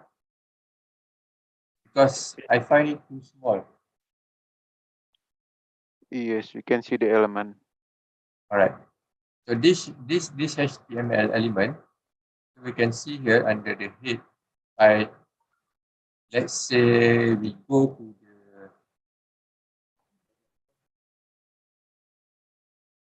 this. Right. So let's say here, I focus on the image. So we go to the image tag. Here.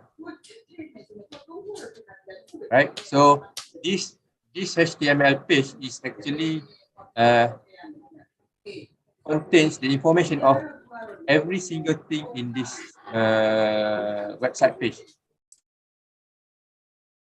Right. So in order to us to get this title, let's say, so we need to understand where does this title appear in this HTML tag. So the title will. Okay, so you can see the H1 with class name of the title head product title is the information for the title of the product. So this is the information that actually we want to scrape out through web scraper tools, right? So if we are using Python, then we need to determine which tag that we want to go, and does this is only the tag with the class of title head product in this HTML tag. So then we can get this information from this website. So same goes with other information. So there's a lot of information in this HTML HTML element that can provide us data for the product and the price of the product. All right.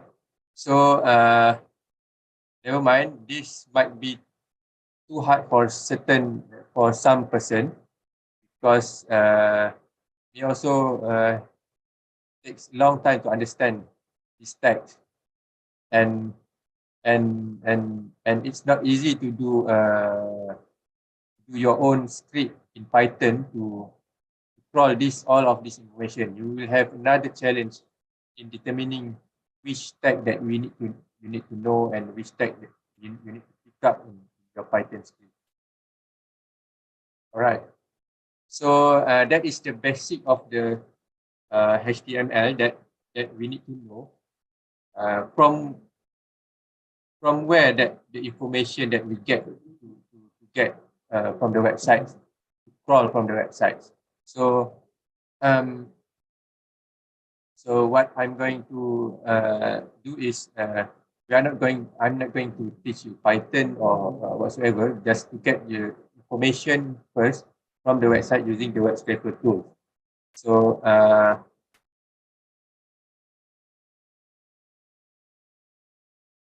next is our web scraper tools. So this is what I said before. The available web scraper tools outside there. One is Boxol. So Boxol have was a web scraping service with readily available template. So it is you customize your crawler. You need to use whatever already have in the Boxol, and here at our Department of Statistics Malaysia, we use Boxol to crawl information from Google Maps. So you can take a look at this website, www.boxol.com. Of course, there is a paid version and there's a free version. And in our department, we use the paid version to get information from Google Maps, get the location, the information of basic let's say basic information of facilities in Malaysia, which has been put in the Google Map. So let's say we want to get the list of pharmacy which is available in the Google Map. So you can get it from using Boxol.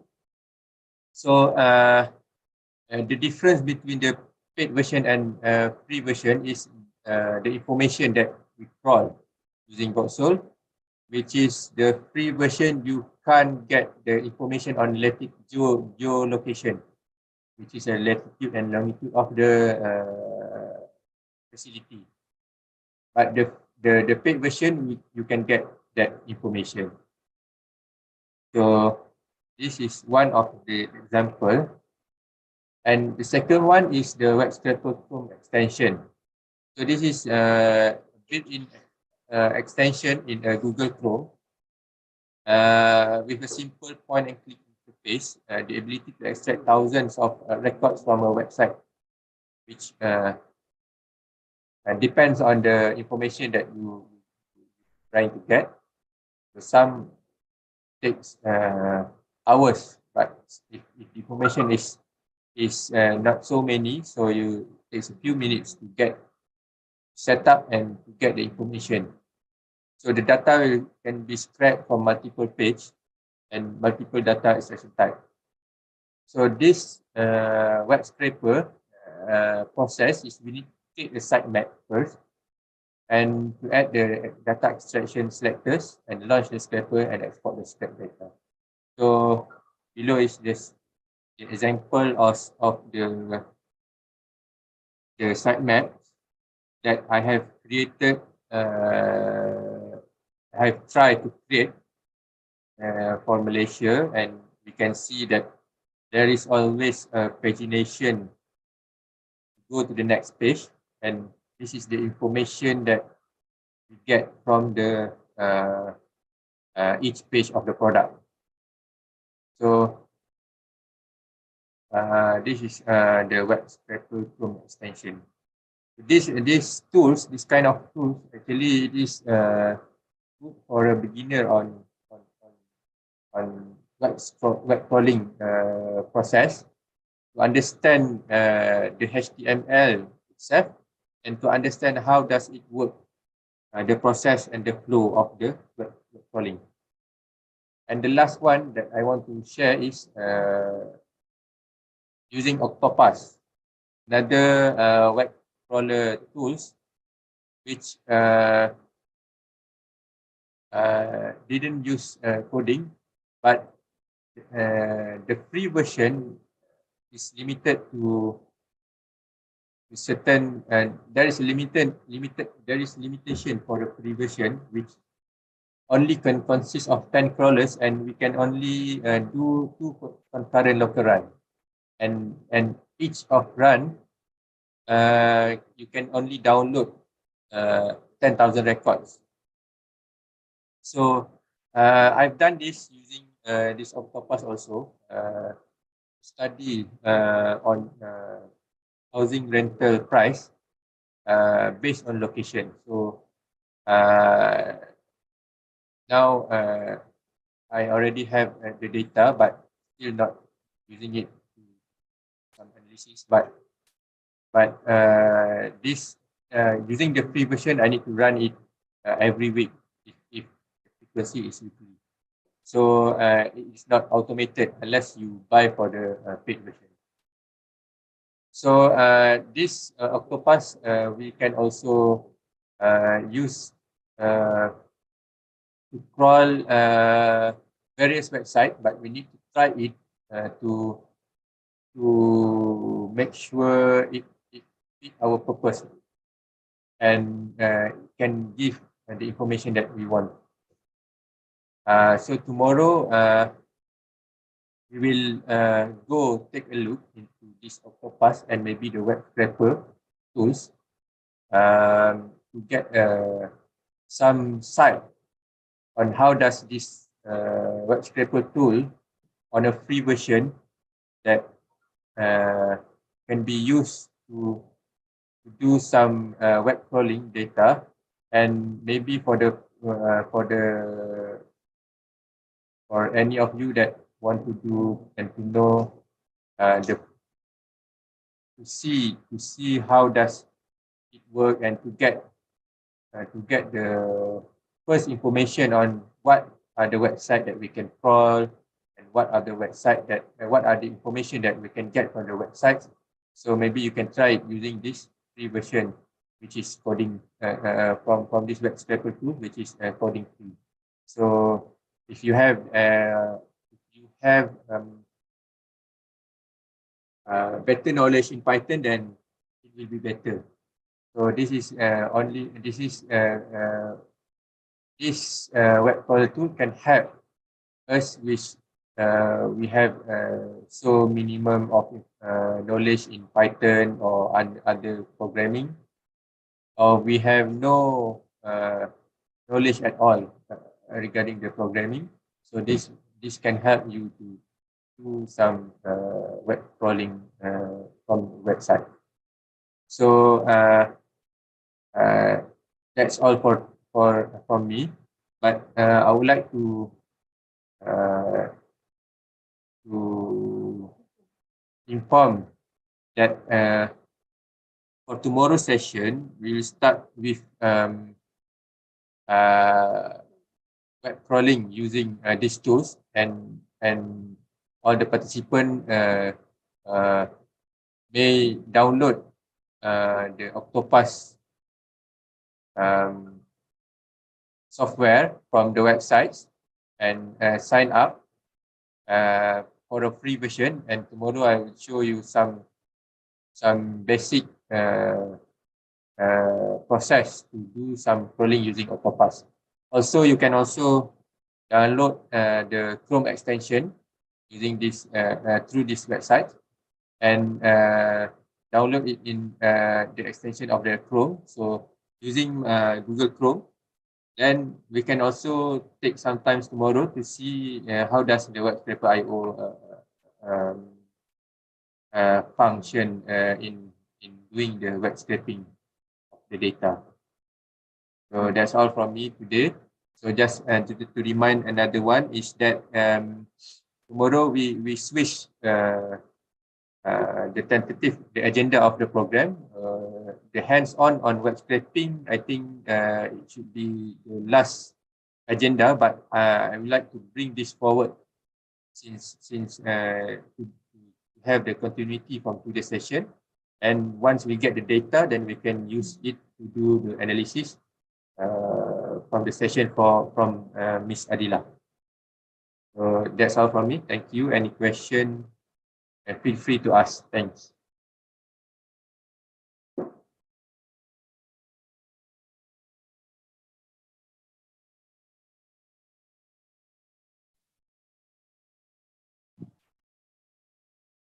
Yes, please, all colleagues, if you have any question. Maybe our colleague from LSB want to share some question, maybe from the basic question?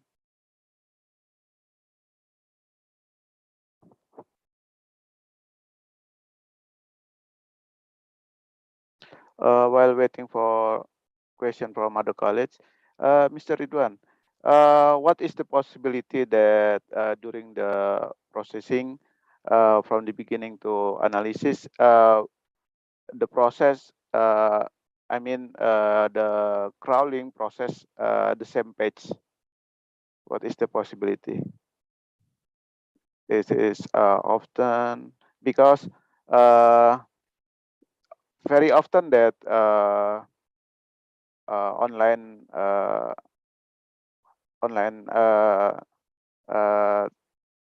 website, there is something like recommendation and also shortcut to another product. Yeah, Pak Sarika, there is a possibility that we have duplicate records. Even when I was using the tools also, the Octopus tools, so sometimes I have a duplicate records, which means that it visit the same page twice. So I get the information, the same information twice. So then it comes to the our data cleaning session to remove any duplication from the data that we have crawled. But as what I mentioned before in our price intelligence process here, so if I can repeat back what I have mentioned before, so we have stored our content, our information from content crawler into our SSTB hash storage, which this storage is meant to prevent multiple crawl of the same page. So this is the importance of this storage to identify whether the crawler already get the page or not, and if there is already here, then the page will not be keep to scrap the information and will be bypassed to another page.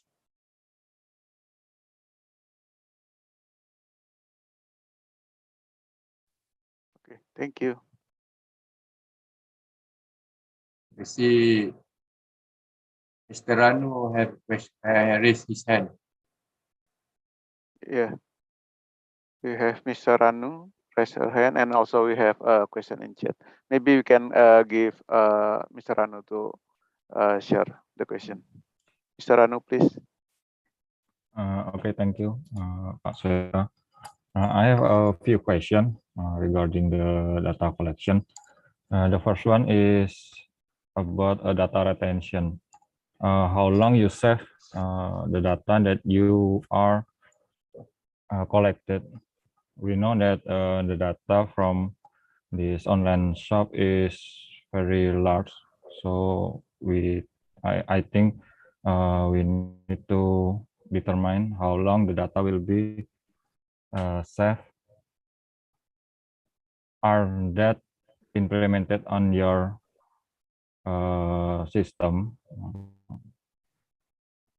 And the second question, you mentioned that there are variation in the products such as size or color, but how you deal with it, or are you save the information about the variance of the products?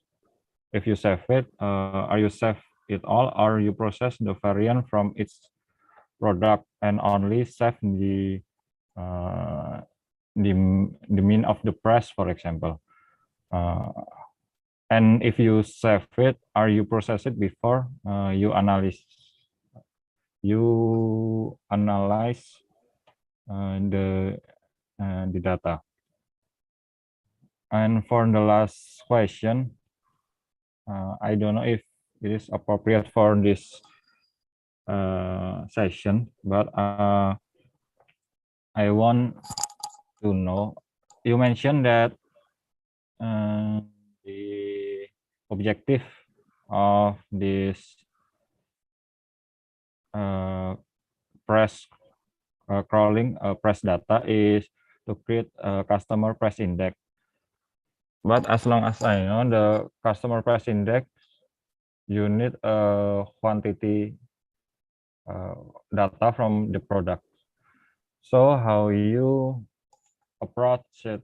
I think you don't collect the quantity data.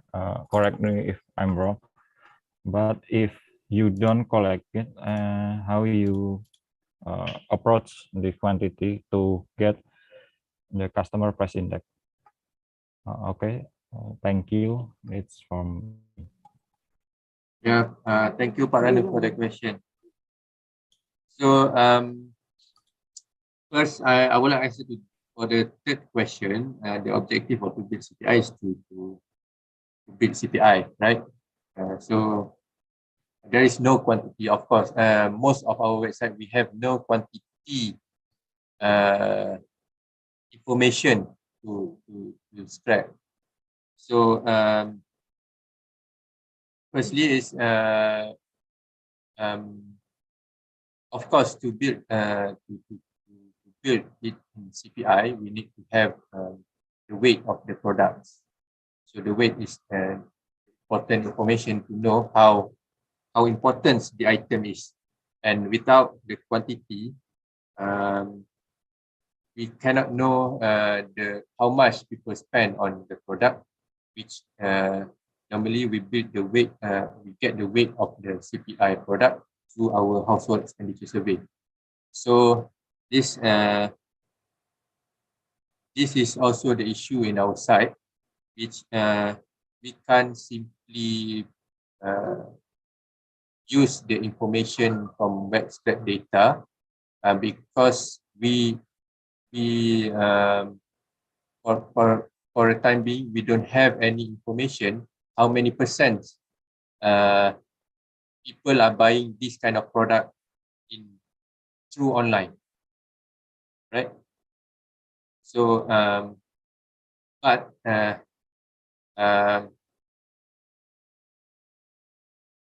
we have some study not using the crawling data, because before this we also using some crawling data on our government portal also, but now we are already getting which it is not online price. Even we crawl, but it wasn't an online price. It is I can say it is administrative data that we'll use for enforcement from our home consumer department. So this data has some similarities with our data, but however, this data also didn't represent all of our CPI basket. But what we do is we use Jevon index, unweighted Jevon index, to do some comparison in terms of the price movement of the product, the same product in our basket and the same product from administrative data. And we do the same also for some of the online product price, to see how does the trend of the price differs between each source. So that's the answer for the third question. Coming to the second question, you asked about the variation of information in a product, right? Yes. Yeah, it depends on the product. If the product needs us to crawl information up to the color, so we do crawl it. So normally we go by each category of the product. So if there is the need to get the information on certain specification. So then the specification will be picked up as information for that particular product, for that particular product category. So when we talk about, let's say, cars, so if we get information about cars, so let's say the cars also have the information on colors, so we might get the information on the colors, even if we still didn't know that whether the color has a point to determine the price of the car. So the first thing first is we get the information. So if there is no difference price between the information, the certain information, then the information will be not used as a variable to determine whether the price is different or not. And the first one, how long we save the data. So as I mentioned earlier, we do save the HTML page. First of all, there is a storage that we need the high capacity of storage to store the HTML page, and then we crawl the information from HTML page. So then the information also need some sort of amount of storage to store. So once we scrap the information from the HTML page, then the HTML page we kept it for a certain period based on a website that we crawl. So maybe a year or 6 months. Then the information itself, we save it into our data generator from the HBase. Then whichever, but the data in HBase is still keep in our storage right now. So it still consists a lot of storage our website in our server. But at least in term of our HTML page, we already remove unnecessary page from our server storage. So yes, we still save data from because we built this project since 2016, but the data are only coming in 2018. So yes, we do have a lot of data from 2018 onwards, and it is still in our database. Hope I answer your question. Yes, Mr. Ridwan. Thank you.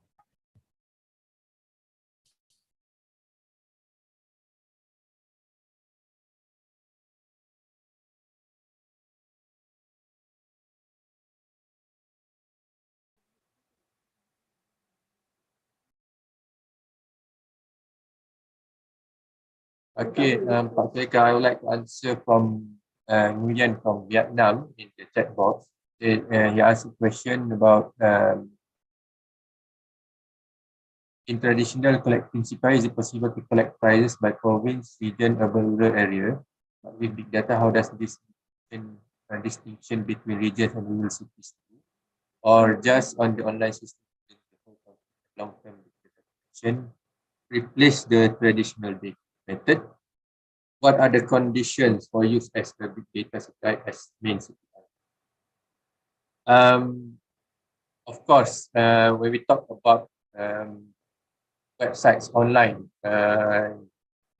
let's say hypermarket website, we do have two hypermarket websites that we crawl, and it only represents one price for the whole country. So you can't have this price is for this particular state or district. Different with our traditional price collection. So this, if you in my personal opinion, we will not do justice to the CPI because you can't calculate it from bottom to up, because it already, let's say in Malaysia, it already represents Malaysia price. So this is, I think, also an issue in in many countries in implementing the information of this item, implementing this information from web crawling data into integrating it into the calculation of the guide. So what can we take a look is, maybe there is a certain product, let's say maybe there is a certain websites that have the information of the location, and there is a certain product that maybe it has a homogeneous price, has only one price maybe in Malaysia. Let's say we have a control item price.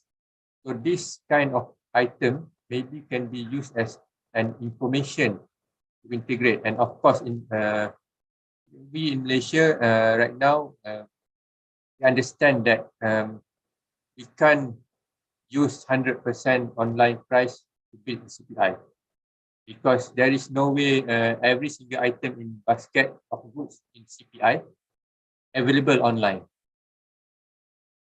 So the best way is some of the information from this online price can complement whatever we have in traditional price collection. So in my opinion, maybe at first we need to take a look, how does the trend of the product do the comparison between the online price and traditional price collection. There is a certain trend that is acceptable, so maybe we can use it information. And some studies from other countries also study about the hedonic method using this online price, which you can cover in the product of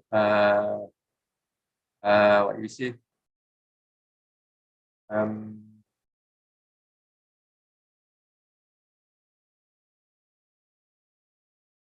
fast moving item like electronic products, mobile phones. So these are the products that I think we need to leverage on using online website price, because this product always have always improve and always have a new model. So if I'm not mistaken, there's one country, if I'm not mistaken, it's Switzerland, or they has written a paper on regarding this, how this online web crawling price be used as to cover and to use the hedonic methods in implementing certain products, to make sure the indices of the product is represent the product itself of the price movement. So that's the answer from me. I hope it can give some idea to.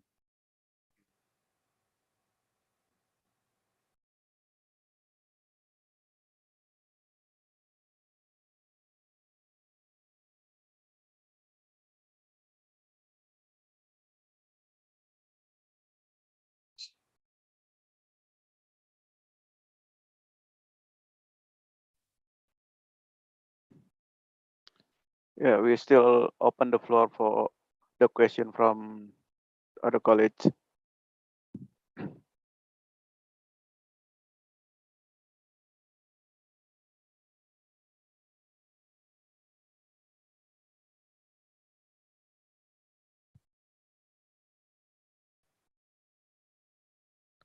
Mr. Ridwan, I just want to know that about the big data that have been implemented in DOSM regarding the price index. What is the source of the data? Is it from the online store or the marketplace? Online store. Online store. Okay.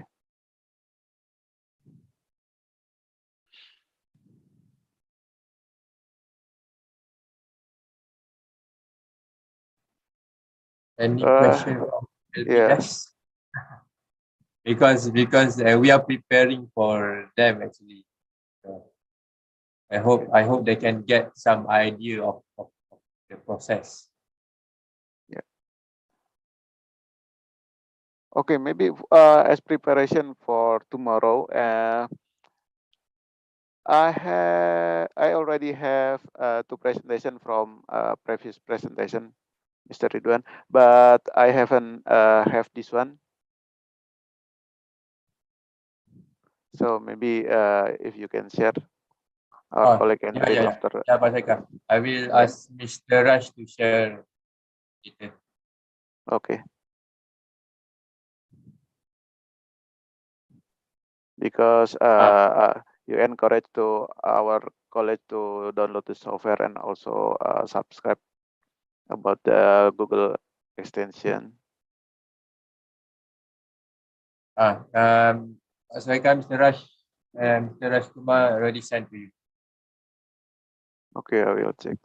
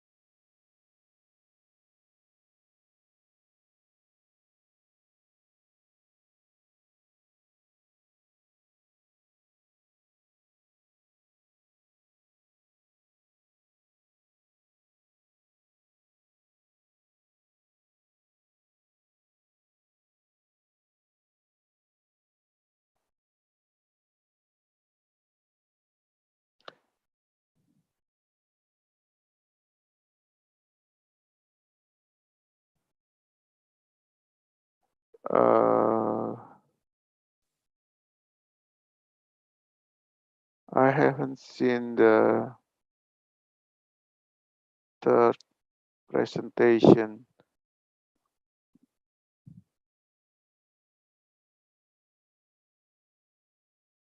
May I know the first title in the first slide, Mr. Ridwan? Because as of now, I only have overview, stats GBA, and price intelligence.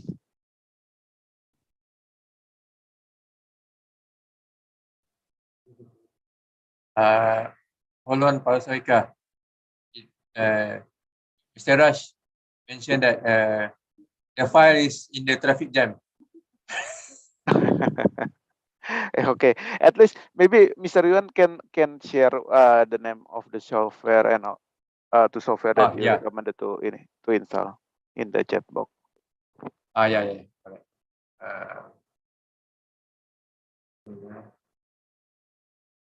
Chat box.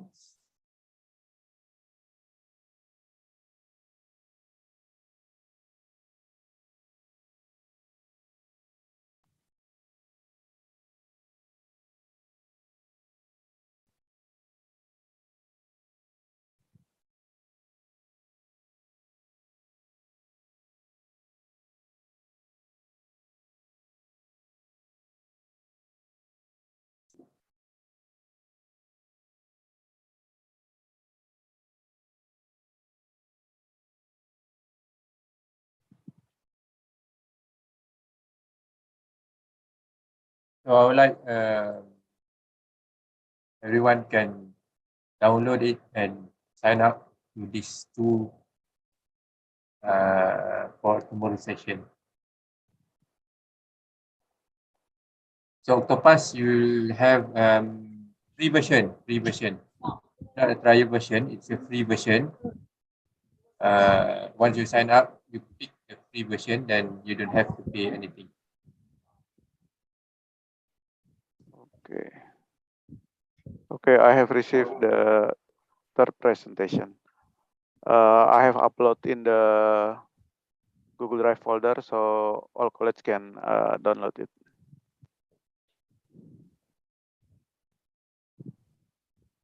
Is there any more question from our college?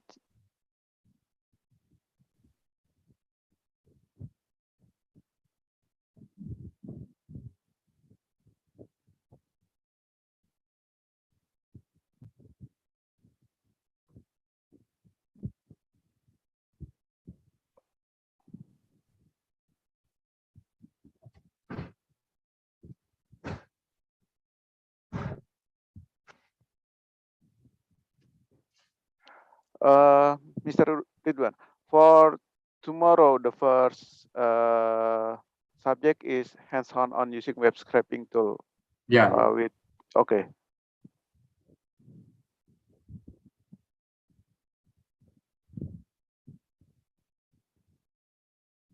If there is no more question, I think we can conclude the even for today. I think all the subjects have been presented for today. Or there is any other material that want to be shared, Mr. Ridwan? For today, there's only 2 slides. For tomorrow, we'll give the slide tomorrow. Okay. Okay. Since there is no more question from all participants, I think we can conclude the agenda for today, and we meet again tomorrow at the same time. I mean at 9 a.m. Jakarta time. The topic is continuation from today, which is the hands-on using the web scraping tool, using the trivicola.la as the example of the website. Okay, thank you, Mr. Ridwan, and also the Sum College for the presentation. Thank you as well for all participants. We meet again tomorrow. Bye. Bye. Thank you, Pak Soka. Thank you. Okay, everyone. Bye.